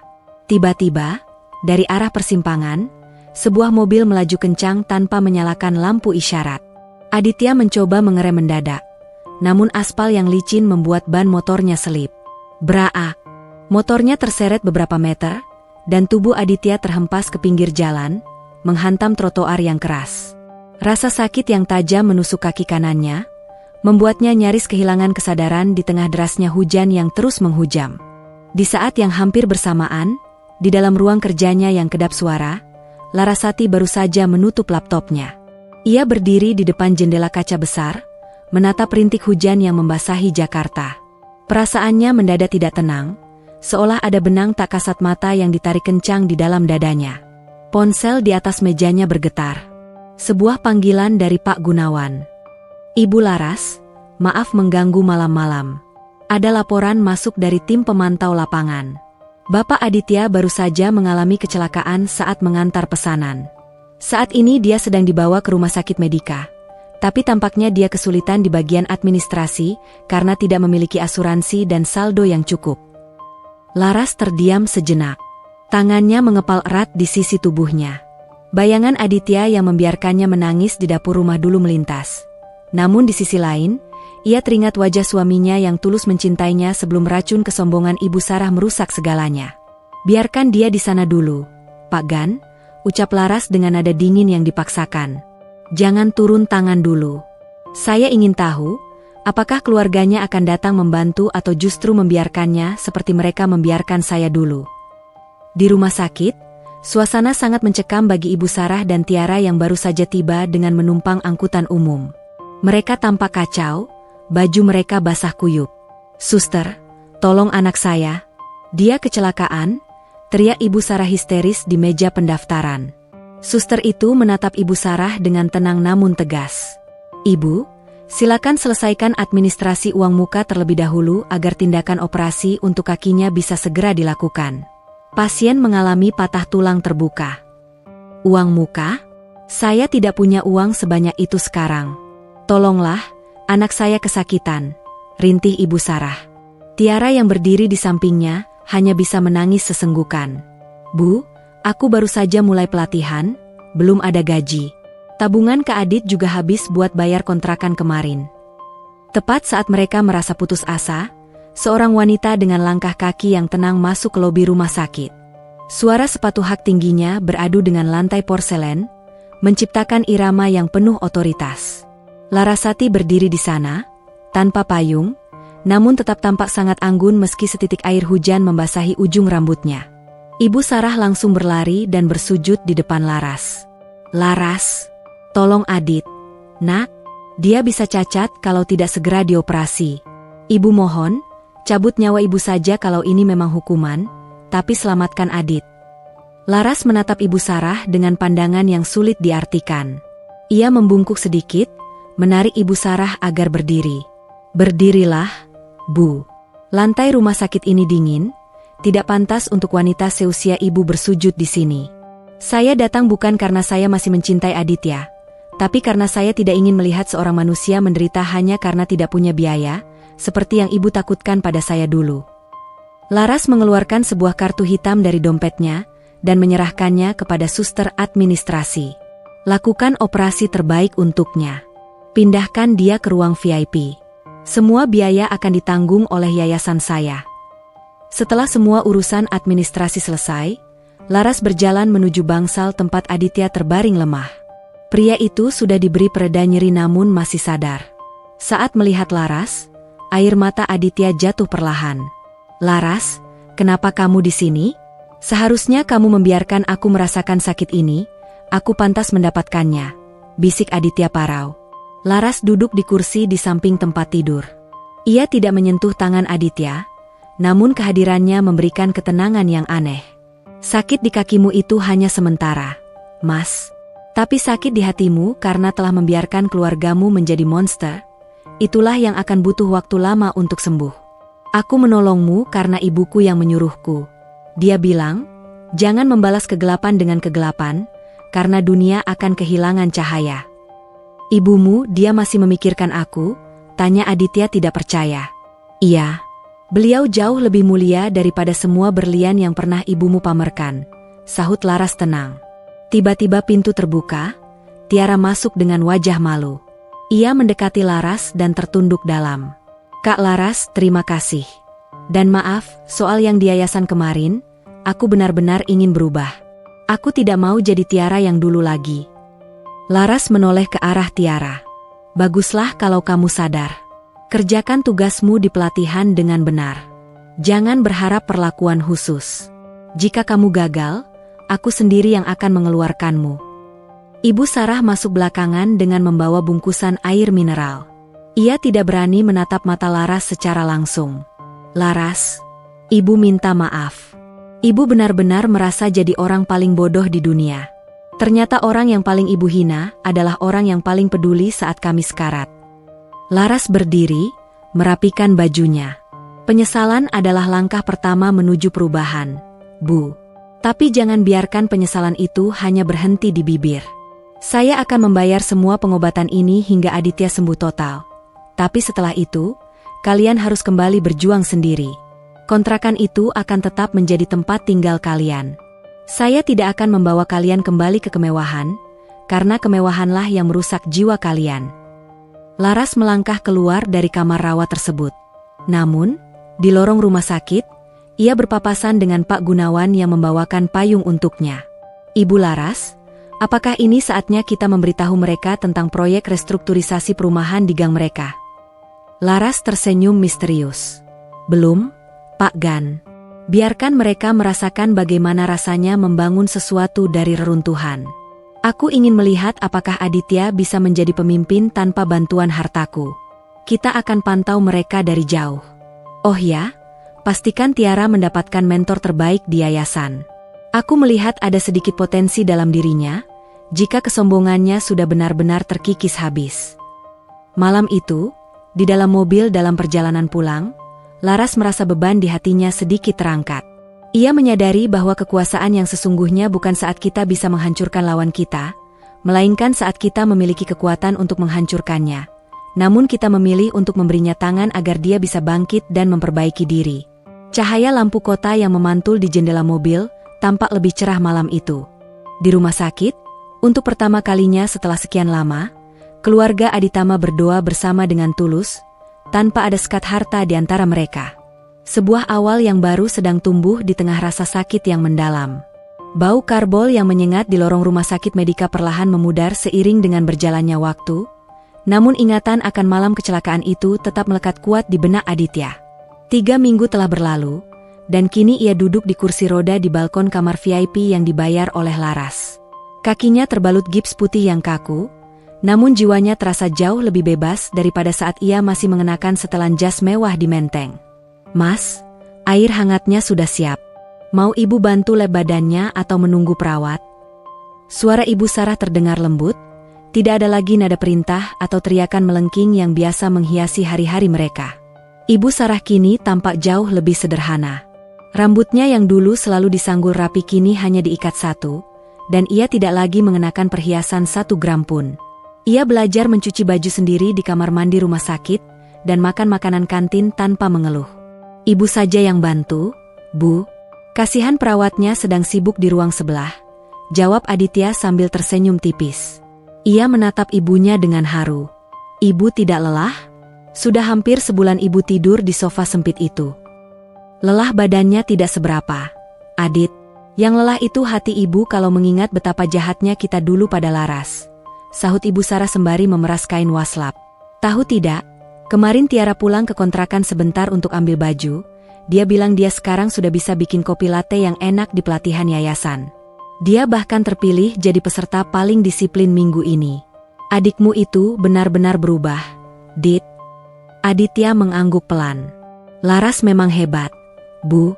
Dia menghancurkan kita untuk membangun kita kembali menjadi manusia. Aku hanya berharap, suatu saat nanti, aku bisa berdiri di hadapannya bukan sebagai pengemis maaf, tapi sebagai laki-laki yang sudah membuktikan kalau aku layak mendapatkan harga diri itu kembali. Sementara itu, di kantor pusat Wijaya Kusuma Holding, Larasati sedang menghadapi tantangan baru yang tidak melibatkan perasaan, melainkan strategi bisnis yang dingin. Di depannya, duduk seorang pria parubaya bernama Haris, pemilik Mega Global Corp, pesaing lama yang mencium bau keretakan di Aditama Logistik. Haris mengira Laras hanyalah wanita beruntung yang mewarisi harta, tanpa tahu taring yang sebenarnya ia miliki. Ibu Larasati, saya dengar Aditama Logistik sedang dalam masa transisi yang sulit setelah skandal internal. Bagaimana kalau saya ambil alih saham mayoritasnya? Daripada ibu memegang aset yang hampir mati, lebih baik saya beri ibu uang tunai yang sangat besar, tawar Haris dengan senyum licik. Laras meletakkan cangkir tehnya dengan sangat tenang, gerakan yang begitu anggun namun syarat akan ancaman. Pak Haris, Anda salah membaca data. Aditama Logistik tidak sedang mati.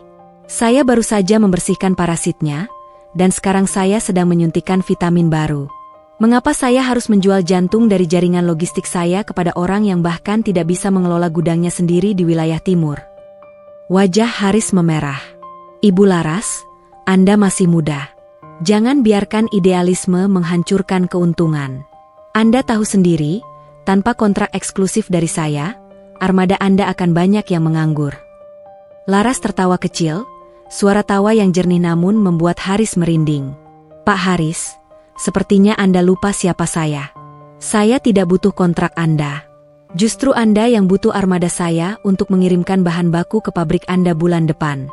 Dan soal idealisme, saya baru saja menandatangani kerjasama dengan Koperasi Nelayan dan Petani seluruh Indonesia melalui Yayasan Cahaya Laras. Seluruh distribusi hasil bumi mereka akan menggunakan jasa Aditama Logistik. Jadi, terima kasih atas tawarannya, tapi silakan pintu keluar ada di sebelah kiri Anda. Setelah Haris pergi dengan wajah berang, Pak Gunawan masuk membawa sebuah map biru. Ibu Laras, dokter bilang besok Bapak Aditya sudah boleh pulang dari rumah sakit. Apakah Ibu ingin saya mengirimkan mobil jemputan? Laras terdiam sejenak, menatap ke arah luar jendela tempat awan-awan bergerak lambat. Kirimkan mobil kantor biasa, jangan yang terlalu mewah.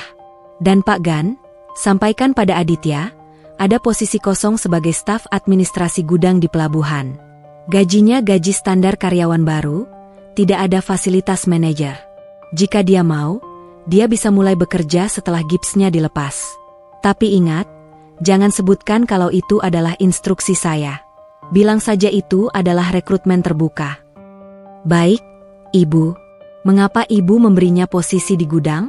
Bukankah itu terlalu berat untuk kondisinya nanti? Tanya Pak Gunawan penasaran. Gudang adalah tempat di mana keringat dan kejujuran dihargai lebih tinggi daripada teori, Pak Gan. Aku ingin Aditya tahu bagaimana rasanya barang-barang itu berpindah tangan dari orang kecil, hingga sampai ke meja makan orang kaya. Aku ingin dia belajar dari dasar. Jelas Laras. Keesokan harinya, kepulangan Aditya disambut dengan suasana haru di kontrakan gang sempit. Tiara sudah menyiapkan masakan sederhana, nasi goreng dengan telur mata sapi yang ia pelajari dari kantin yayasan. Kak Adit, selamat datang di istana kecil kita. Seru Tiara riang, meski wajahnya tampak lelah karena baru pulang pelatihan. Ia memeluk kakaknya dengan erat. Wah, wangi sekali nasi gorengnya, Tiara, puji Aditya sambil duduk perlahan di kasur tipisnya. Di sela makan siang itu, Pak Gunawan datang berkunjung, membawa berita tentang lowongan kerja di gudang pelabuhan. Nak Aditya, saya dengar Anda sedang mencari pekerjaan yang stabil. Ada posisi di bagian admin gudang. Pekerjaannya kasar, panas, dan jauh dari kata nyaman. Gajinya pun tidak seberapa.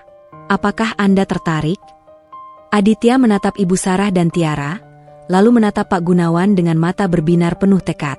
Saya ambil, Pak. Saya tidak butuh kenyamanan sekarang. Saya butuh kesempatan untuk membuktikan bahwa tangan saya bisa digunakan untuk bekerja, bukan cuma untuk memegang kartu kredit. Kapan saya bisa mulai? Bagus. 2 minggu lagi, saat dokter bilang Anda sudah bisa berjalan dengan tongkat, Anda bisa melapor ke kepala gudang, kata Pak Gunawan sambil tersenyum puas. Sebelum pergi, Pak Gunawan melirik ke arah Ibu Sarah. Oh ya Bu, ada kiriman dari seseorang yang tidak mau disebut namanya.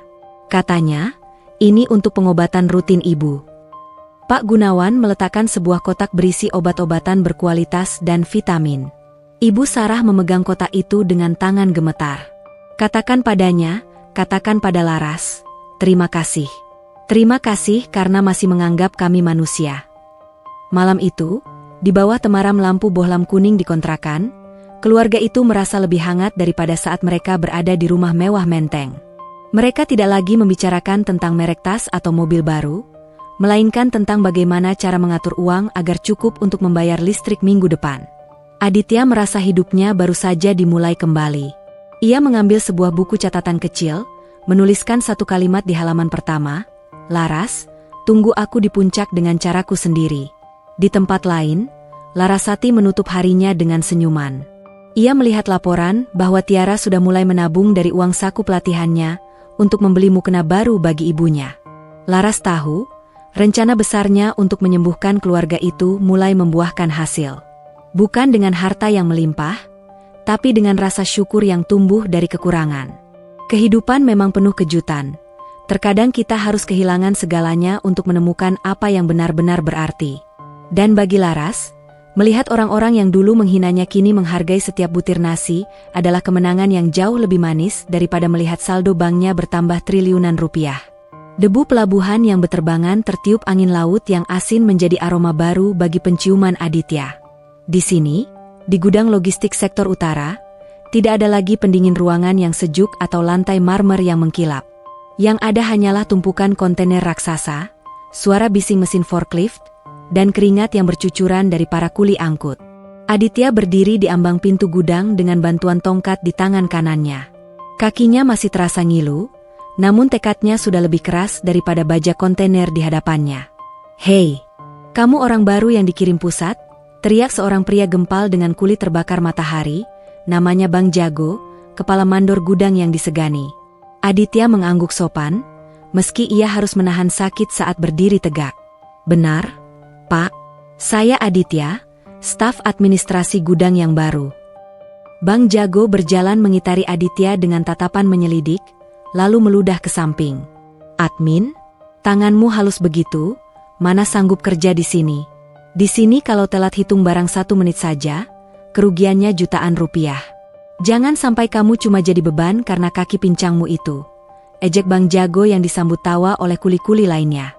Aditya hanya tersenyum tipis. Ia tidak marah. Beri saya kesempatan 1 hari, Pak. Jika saya mengecewakan, saya akan pergi sendiri.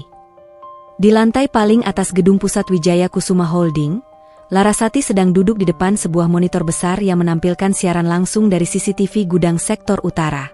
Ia melihat suaminya dihina, namun ia tetap diam dengan jemari yang saling bertautan di atas meja. Pak Gunawan masuk membawakan laporan logistik harian. Ibu Laras, tampaknya Bang Jago tidak terlalu ramah pada Bapak Aditya. Apakah perlu saya beri peringatan agar mereka lebih sopan? Laras menggeleng perlahan, matanya tetap terpaku pada layar.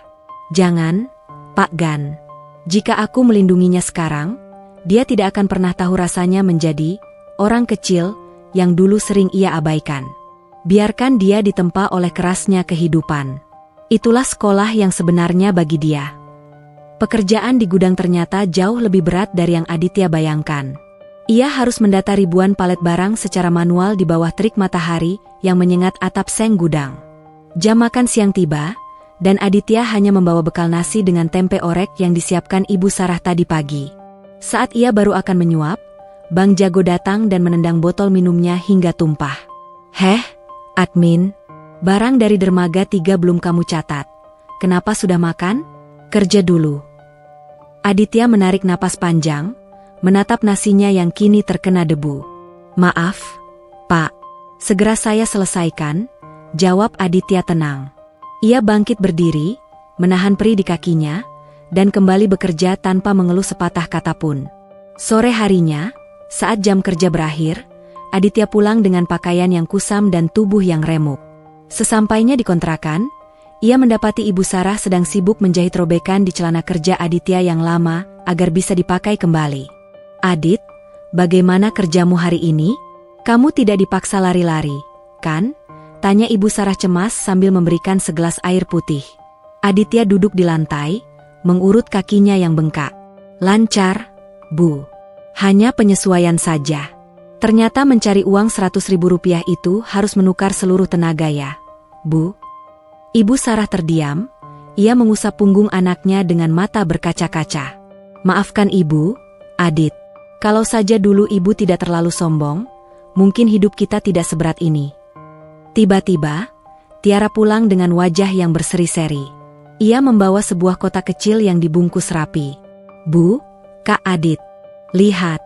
Aku dapat bonus dari yayasan karena berhasil menjual hasil kerajinan tangan kelompok pelatihanku di pameran. Tiara membuka kotak itu, isinya adalah sebuah kue bolu coklat sederhana. Ini bukan dari toko mewah yang dulu kita datangi, tapi ini pertama kalinya aku beli makanan pakai uang hasil keringatku sendiri. Mereka bertiga makan kue itu bersama di atas kasur tipis, dan entah mengapa, rasa kue itu jauh lebih nikmat daripada hidangan restoran bintang 5 manapun yang pernah mereka makan. Keesokan harinya di gudang, sebuah insiden terjadi. Terjadi selisih jumlah barang yang sangat besar pada manifest pengiriman ke luar negeri. Bang Jago panik dan mulai menyalahkan anak buahnya. Siapa yang hitung kontainer B12? Ini kurang 10 koli. Kalian mau saya pecat semua? Teriaknya gusar. Aditya berjalan mendekat dengan tenang, membawa buku catatan kecilnya yang kumal. Izin, Bang. Saya sudah mencatatnya semalam. Barang itu tidak hilang, tapi dialihkan ke gudang Transit C karena ada kebocoran di kontainer sebelumnya. Ini nomor serinya, lengkap dengan tanda tangan petugas jaga malam. Bang Jago terdiam 1000 bahasa saat melihat catatan Aditya yang sangat detail dan rapi. Seluruh kuli angkut menatap Aditya dengan pandangan kagum. Ternyata, meski fisiknya lemah, ketelitian Aditya menyelamatkan mereka semua dari hukuman potong gaji. Bang Jago mendekati Aditya, lalu menepuk pundaknya dengan keras. Ternyata kamu bukan cuma admin manja ya. Maafkan ocehanku kemarin, Dit. Kamu punya nyali dan otak yang encer. Malam ini, ikut kami makan di warung depan, biar aku yang traktir. Ajak Bang Jago tulus. Aditya tersenyum lebar, ia merasa diterima bukan karena nama besarnya, tapi karena kinerjanya. Dari balik layar monitor, Larasati melihat momen keakraban itu. Air mata tipis menggenang di sudut matanya. Ia melihat suaminya tertawa bersama para buruh, sesuatu yang mustahil terjadi beberapa bulan lalu. Pak Gan, panggil Laras lewat interkom. Siapkan rencana pengalihan jabatan untuk bulan depan. Tapi bukan untuk Aditya. Aku ingin Bang Jago diberikan pelatihan manajerial. Dan untuk Aditya, biarkan dia tetap di sana sebulan lagi. Dia baru saja menemukan keluarga barunya. Aku ingin dia belajar tentang loyalitas di level akar rumput. Malam itu, saat Aditya baru saja hendak pulang, ia melihat sebuah mobil mewah yang sangat ia kenal terparkir di ujung jalan pelabuhan. Kaca jendela mobil itu turun sedikit, memperlihatkan mata Larasati yang menatapnya dari kejauhan. Aditya berhenti melangkah. Ia melepaskan topinya dan membungkuk hormat ke arah mobil itu, bukan sebagai suami kepada istri, tapi sebagai seorang pria yang berterima kasih karena telah diberikan kesempatan untuk memperbaiki hidup. Laras hanya mengangguk kecil sebelum mobilnya melaju pergi. Dia melihatku, Bu, ucap Aditya saat sampai di rumah. Laras melihatku hari ini. Dia tidak bicara, tapi aku tahu dia bangga melihatku tidak menyerah. Ibu Sarah tersenyum, memegang tangan anaknya. Teruslah berjuang, Adit. Suatu saat nanti, mungkin pintu rumahnya akan terbuka lagi untuk kita, bukan sebagai tumpangan, tapi sebagai tempat di mana kita benar-benar pantas berada. Kehidupan di gang sempit dan gudang pelabuhan itu kini tidak lagi terasa seperti neraka bagi mereka, melainkan seperti kawah candra di muka yang memurnikan jiwa mereka dari kerak kesombongan masa lalu. Langit di atas pelabuhan sore itu tampak merah membara, seolah sedang memberikan peringatan akan datangnya sebuah kemelut besar. Di gudang sektor utara, Aditya baru saja menyelesaikan rekapitulasi barang terakhir ketika suasana mendadak berubah tegang. Sirene darurat berbunyi nyaring dari arah dermaga utama, memecah ketenangan senja. "Bang Jago, ada apa?" teriak Aditya sambil mencoba berdiri tegak meski kakinya masih terasa sedikit kaku. Bang Jago berlari masuk dengan wajah yang pucat pasi, napasnya tersengal. "Dit, sistem pusat diretas. Semua data logistik Wijaya Kusuma Holding terkunci total. Kapal-kapal di dermaga tidak bisa bongkar muat karena manifest digital mereka hilang. Kalau ini dibiarkan 1 jam saja, perusahaan bisa rugi ratusan miliar karena denda keterlambatan." Kabar itu menyebar secepat api di atas bensin. Di gedung pusat, Larasati berdiri di tengah ruang kontrol yang kacau. Para teknisi tampak panik di depan layar yang hanya menampilkan kode-kode merah yang tak terbaca. "Ibu Laras, ini serangan terorganisir. Sepertinya Haris dari Mega Global benar-benar melakukan serangan balasan. Data kita dienkripsi dan salinannya dihancurkan," lapor Pak Gunawan dengan keringat dingin di dahi. Laras mengepalkan tangannya di atas meja. "Kita butuh data fisik. Adakah gudang yang masih menyimpan catatan manual secara detail?" Teknis itu menggeleng lesu. "Semua sudah beralih ke digital, Bu. Kecuali..." Di gudang, Aditya teringat buku catatan kumalnya, buku yang dulu sering diejek sebagai cara kerja kuno. "Bang Jago, aku punya catatan manual untuk semua barang masuk dan keluar di sektor ini selama sebulan terakhir. Setiap nomor seri, setiap koli, semuanya ada di sini." Aditya mengangkat buku catatannya. Bang Jago tertegun, lalu menepuk bahu Aditya keras-keras. "Cepat, hubungi pusat. Bilang kita punya cadangan datanya." Namun, saluran telepon kantor pun ikut mati. "Tidak ada waktu, Bang. Aku harus ke pusat sekarang juga."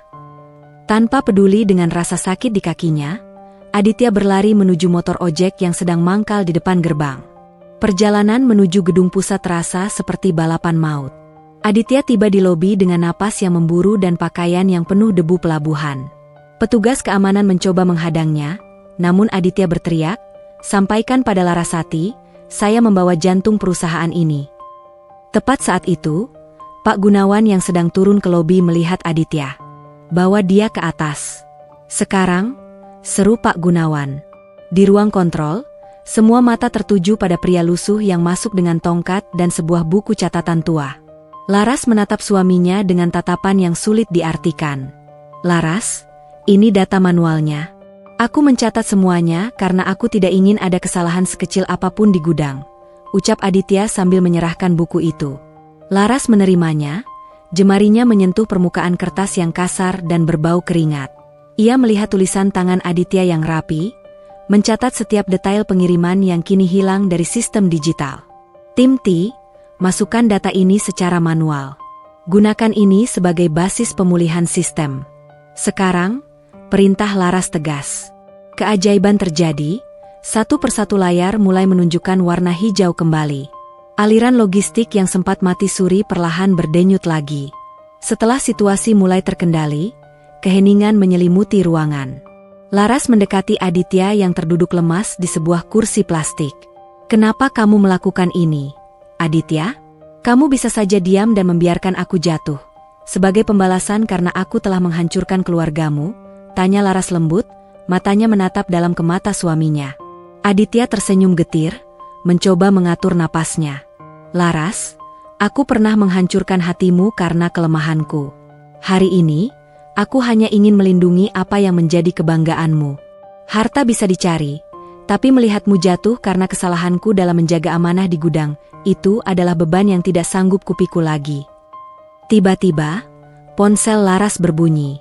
Itu adalah panggilan dari kepolisian.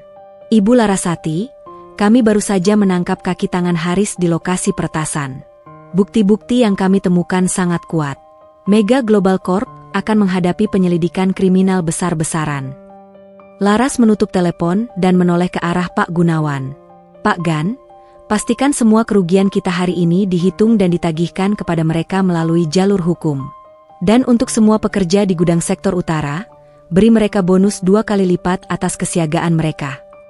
Di tengah suasana lega itu, Tiara dan Ibu Sarah muncul di lobi gedung. Mereka datang setelah mendengar berita kekacauan di televisi dan merasa khawatir pada Aditya. Saat melihat Aditya berada di sana bersama Laras, Ibu Sarah tidak lagi berani berteriak sombong. Ia berdiri di ambang pintu dengan wajah yang penuh rasa bersalah. Laras, maaf kami datang tiba-tiba. Kami cuma mau tahu kalau Adit baik-baik saja, bisik Ibu Sarah. Laras berjalan mendekati mertuanya. Ibu Sarah, anak ibu baru saja menyelamatkan ribuan mata pencaharian orang hari ini. Dia bukan lagi pria yang hanya bisa menghabiskan uang, dia adalah pahlawan bagi perusahaan ini. Tiara memeluk kakaknya sambil menangis. Kak Adit, aku bangga sama kakak. Ternyata benar kata Kak Laras, kerja keras itu aromanya lebih harum daripada parfum mahal. Laras memperhatikan pemandangan itu dengan perasaan yang hangat. Ia melihat sebuah keluarga yang dulu hancur karena kesombongan, kini mulai menyatu kembali karena kerja keras dan kejujuran. Aditya, panggil Laras. Aditya mendongak. Mulai besok, kamu tidak perlu kembali ke gudang sebagai staf admin. Aku butuh seseorang yang mengerti lapangan untuk memimpin divisi audit internal logistik di kantor pusat. Kamu sudah membuktikan kalau kamu bisa dipercaya. Aditya menggeleng pelan, sebuah jawaban yang membuat semua orang terkejut. Terima kasih, Laras.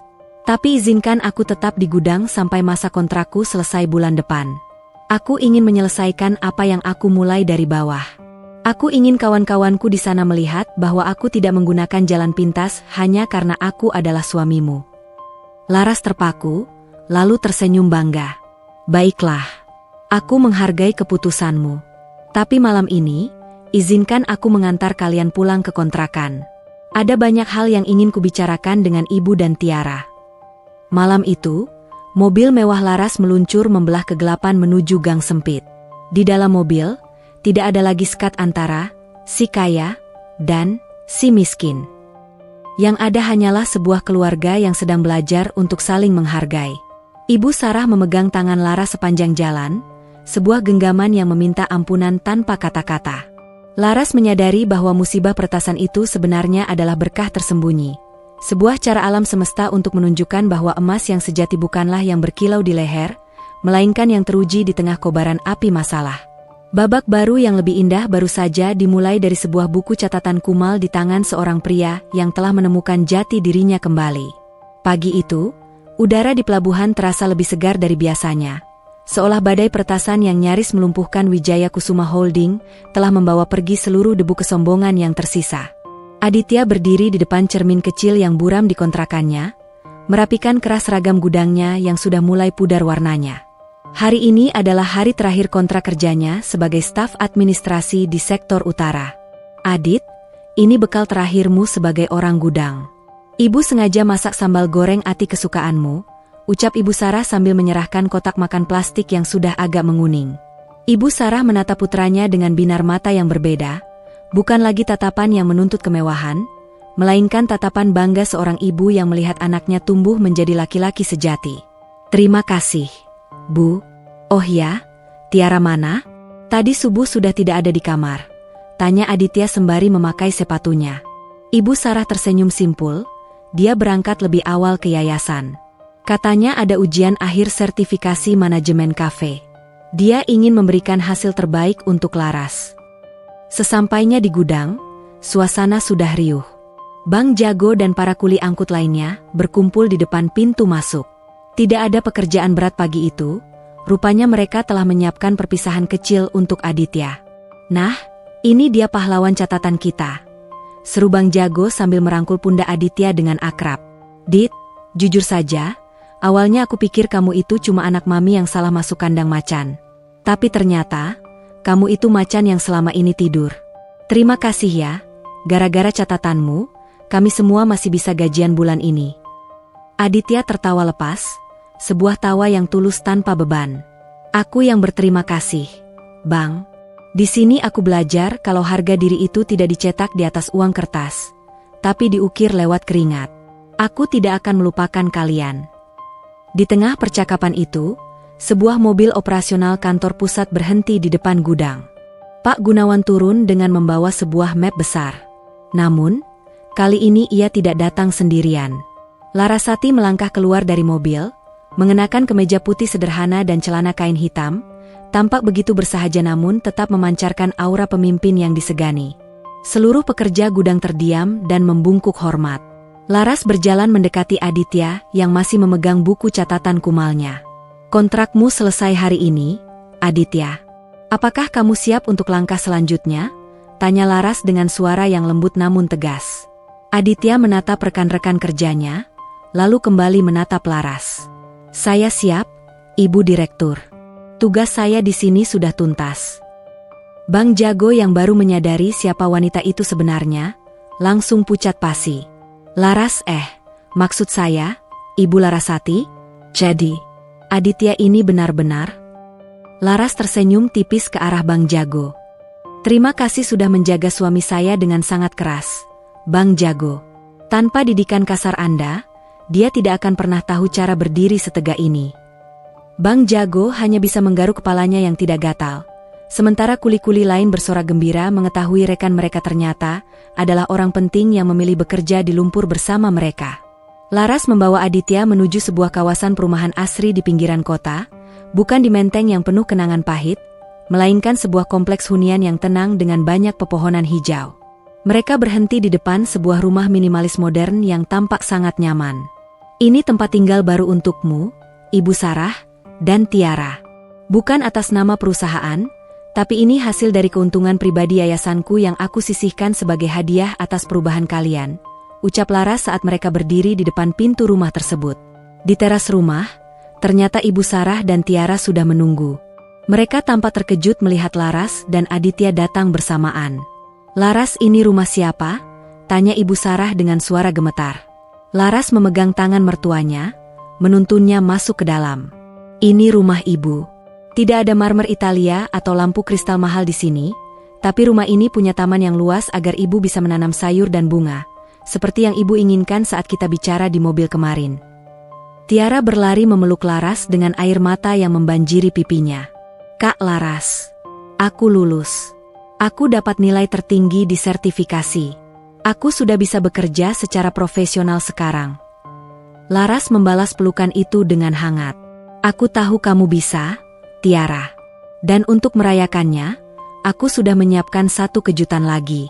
Di bagian depan komplek ini, ada sebuah ruko kecil. Itu akan menjadi Laras Tiara Cafe.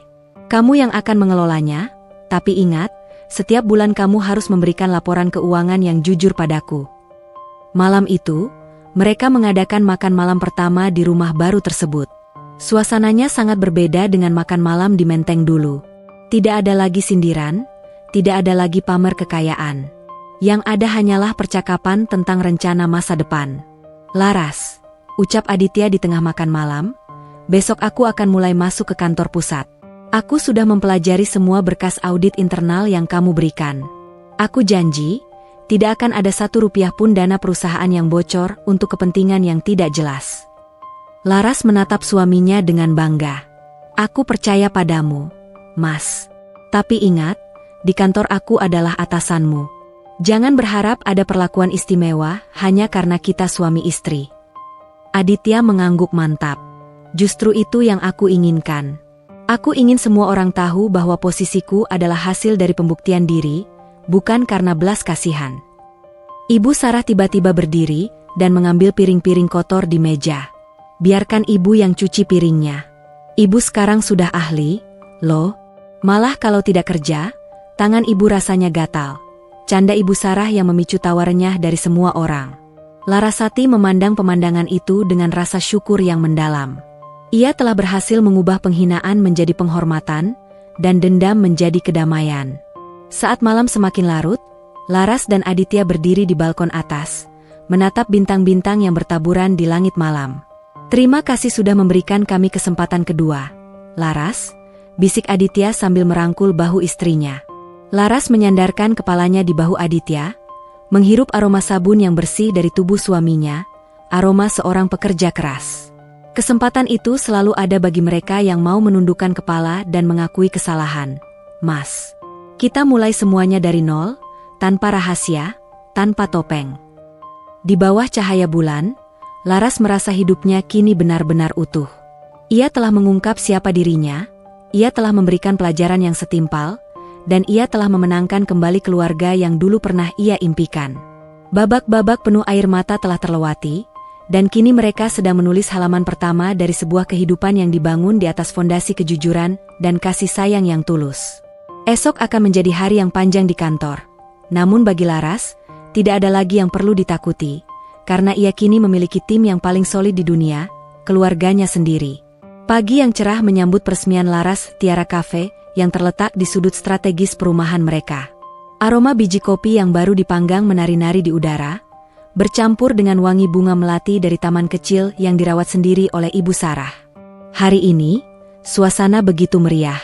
Sebuah pita merah terbentang di depan pintu masuk kafe yang bergaya minimalis namun hangat. Tiara berdiri di balik meja barista dengan seragam apron coklat tua, wajahnya berseri-seri, tangannya dengan cekatan menyiapkan mesin espresso. Tidak ada lagi kuku panjang yang dihias berlian palsu, yang ada hanyalah tangan terampil yang siap melayani. Larasati datang bersama Aditya, keduanya tampak sangat serasi. Aditya mengenakan kemeja biru muda yang rapi, tampak segar dan penuh percaya diri. Sebagai manajer audit internal yang baru di kantor pusat, Aditya telah berhasil membongkar beberapa praktik curang di divisi logistik dalam sebulan pertamanya, mendapatkan kembali kepercayaan dari jajaran direksi bukan sebagai suami pemilik, melainkan sebagai profesional yang berintegritas. Selamat, Tiara. Hari yang luar biasa untuk awal yang baru, ucap Laras sembari memeluk adik iparnya itu. Tiara membalas pelukan Laras dengan sangat erat, ada tetesan air mata haru di sudut matanya. Terima kasih, Kak Laras. Kalau bukan karena kakak yang memberi tantangan di yayasan dulu, mungkin sekarang aku masih jadi pengangguran yang sombong. Ini cangkir espresso pertama untuk kakak. Spesial dariku, ujar Tiara dengan nada bangga. Ibu Sarah muncul dari arah dapur kafe membawa nampan berisi camilan tradisional buatannya sendiri, kue talam dan risoles hangat. Ayo semuanya dicicipi. Ini resep asli dari almarhumah nenek, ibu modifikasi sedikit agar lebih sehat. Dulu ibu pikir memasak itu pekerjaan rendah. Sekarang ibu sadar kalau melihat orang menikmati masakan kita itu adalah kepuasan yang tidak bisa dibeli dengan uang. Ucap Ibu Sarah dengan senyum yang tulus. Keriput di wajahnya kini justru memancarkan kedamaian, bukan lagi ketegangan karena mengejar status sosial. Para tamu yang datang sebagian besar adalah rekan-rekan kerja Aditya dari gudang pelabuhan dulu. Bang Jago datang dengan mengenakan kemeja batik yang paling bagus, tampak agak kaku namun sangat senang. Wah, Dit, jadi ini kafe adikmu? Keren sekali. Kopi di sini rasanya jauh lebih enak daripada kopi instan di dermaga ya. Canda Bang Jago disambut tawa riuh dari yang lain. Aditya menepuk pundak kawan lamanya itu. Bang, kopi ini adalah hasil kerja keras. Rasanya memang selalu lebih manis. Setelah acara peresmian selesai dan tamu mulai berkurang, Laras, Aditya, Ibu Sarah, dan Tiara duduk melingkar di salah satu meja kayu di sudut kafe. Sinar matahari sore masuk melalui jendela kaca besar, menciptakan bayangan yang indah di atas lantai. Ibu, Tiara, Mas Adit, Laras memulai pembicaraan dengan nada yang dalam namun tenang. Perjalanan kita setahun terakhir ini tidak mudah. Kita semua pernah terluka, pernah kehilangan, dan pernah saling membenci. Tapi lihat kita sekarang. Kita berdiri di atas fondasi yang jauh lebih kuat, karena kita membangunnya dari kejujuran. Ibu Sarah memegang tangan Laras. Laras. Ibu ingin meminta maaf sekali lagi secara resmi di depan anak-anak ibu. Ibu pernah menghina keluargamu, menghina kemiskinanmu, tanpa sadar bahwa ibu adalah orang yang paling miskin hati saat itu. Terima kasih sudah tidak membuang kami ke jalanan saat kamu punya segala kuasa untuk melakukannya. Laras tersenyum manis, ia membelas genggaman tangan mertuanya. Ibu, kemiskinan yang sebenarnya adalah ketika kita tidak lagi memiliki rasa syukur dan kasih sayang. Sekarang, kita semua sudah kaya. Kita kaya akan kepercayaan, kaya akan semangat, dan kaya akan keluarga. Masa lalu itu sudah terkubur bersama rumah di Menteng. Sekarang kita punya rumah yang sesungguhnya di sini, di hati masing-masing. Aditya menatap Laras dengan tatapan yang penuh pemujaan. Ia mengambil sebuah kotak kecil dari sakunya. Bukan kotak perhiasan mahal yang dibeli dari uang perusahaan, melainkan sebuah cincin kayu sederhana yang diukir dengan sangat halus. Laras, dulu aku menikahimu dengan kesombongan seorang pria yang merasa bisa memberimu segalanya. Hari ini, aku ingin menikahimu kembali di depan ibu dan Tiara, sebagai pria yang tahu bahwa dunianya tidak berarti apa-apa tanpa kamu di sisinya. Maukah kamu terus berjalan bersamaku, dalam suka maupun duka, di kantor maupun di rumah? Laras tertegun, matanya berkaca-kaca. Ia menerima cincin kayu itu dan memakaikannya di jarinya sendiri. Aku mau, Mas. Cincin ini jauh lebih berharga daripada berlian manapun, karena ini adalah simbol bahwa kamu telah menemukan dirimu yang sebenarnya. Tiba-tiba, Pak Gunawan masuk ke kafe dengan membawa kabar gembira lainnya. Mohon maaf mengganggu momen keluarga ini, tapi saya punya laporan singkat. Haris dari Mega Global telah resmi dinyatakan pilot dan divonis hukuman penjara atas kasus peretasan. Seluruh asetnya akan dilelang, dan perusahaan kita memenangkan tender untuk mengakuisisinya dengan harga yang sangat menguntungkan. Ini kemenangan mutlak bagi Wijaya Kusuma Holding. Semua orang bertepuk tangan, namun Laras hanya mengangguk tenang. Terima kasih, Pak Gan. Tapi kemenangan terbesar kita bukan itu. Kemenangan terbesar kita ada di ruangan ini. Tolong siapkan dana hibah dari profit akuisisi itu untuk disalurkan ke panti asuhan tempat aku dulu dibesarkan. Aku ingin anak-anak di sana tahu bahwa tidak peduli seberapa rendah orang memandangmu, kamu selalu punya kekuatan untuk mengubah takdirmu. Malam mulai turun, lampu-lampu gantung di kafe mulai menyala dengan cahaya hangat.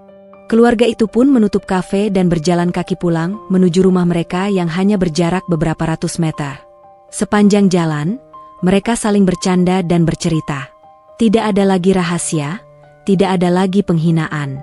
Di balik kegelapan malam, bintang-bintang di langit seolah menjadi saksi bahwa sebuah badai besar telah berlalu, menyisakan pemandangan yang jauh lebih indah dan bersih. Larasati menoleh ke belakang sejenak, menatap kafenya yang mulai sunyi.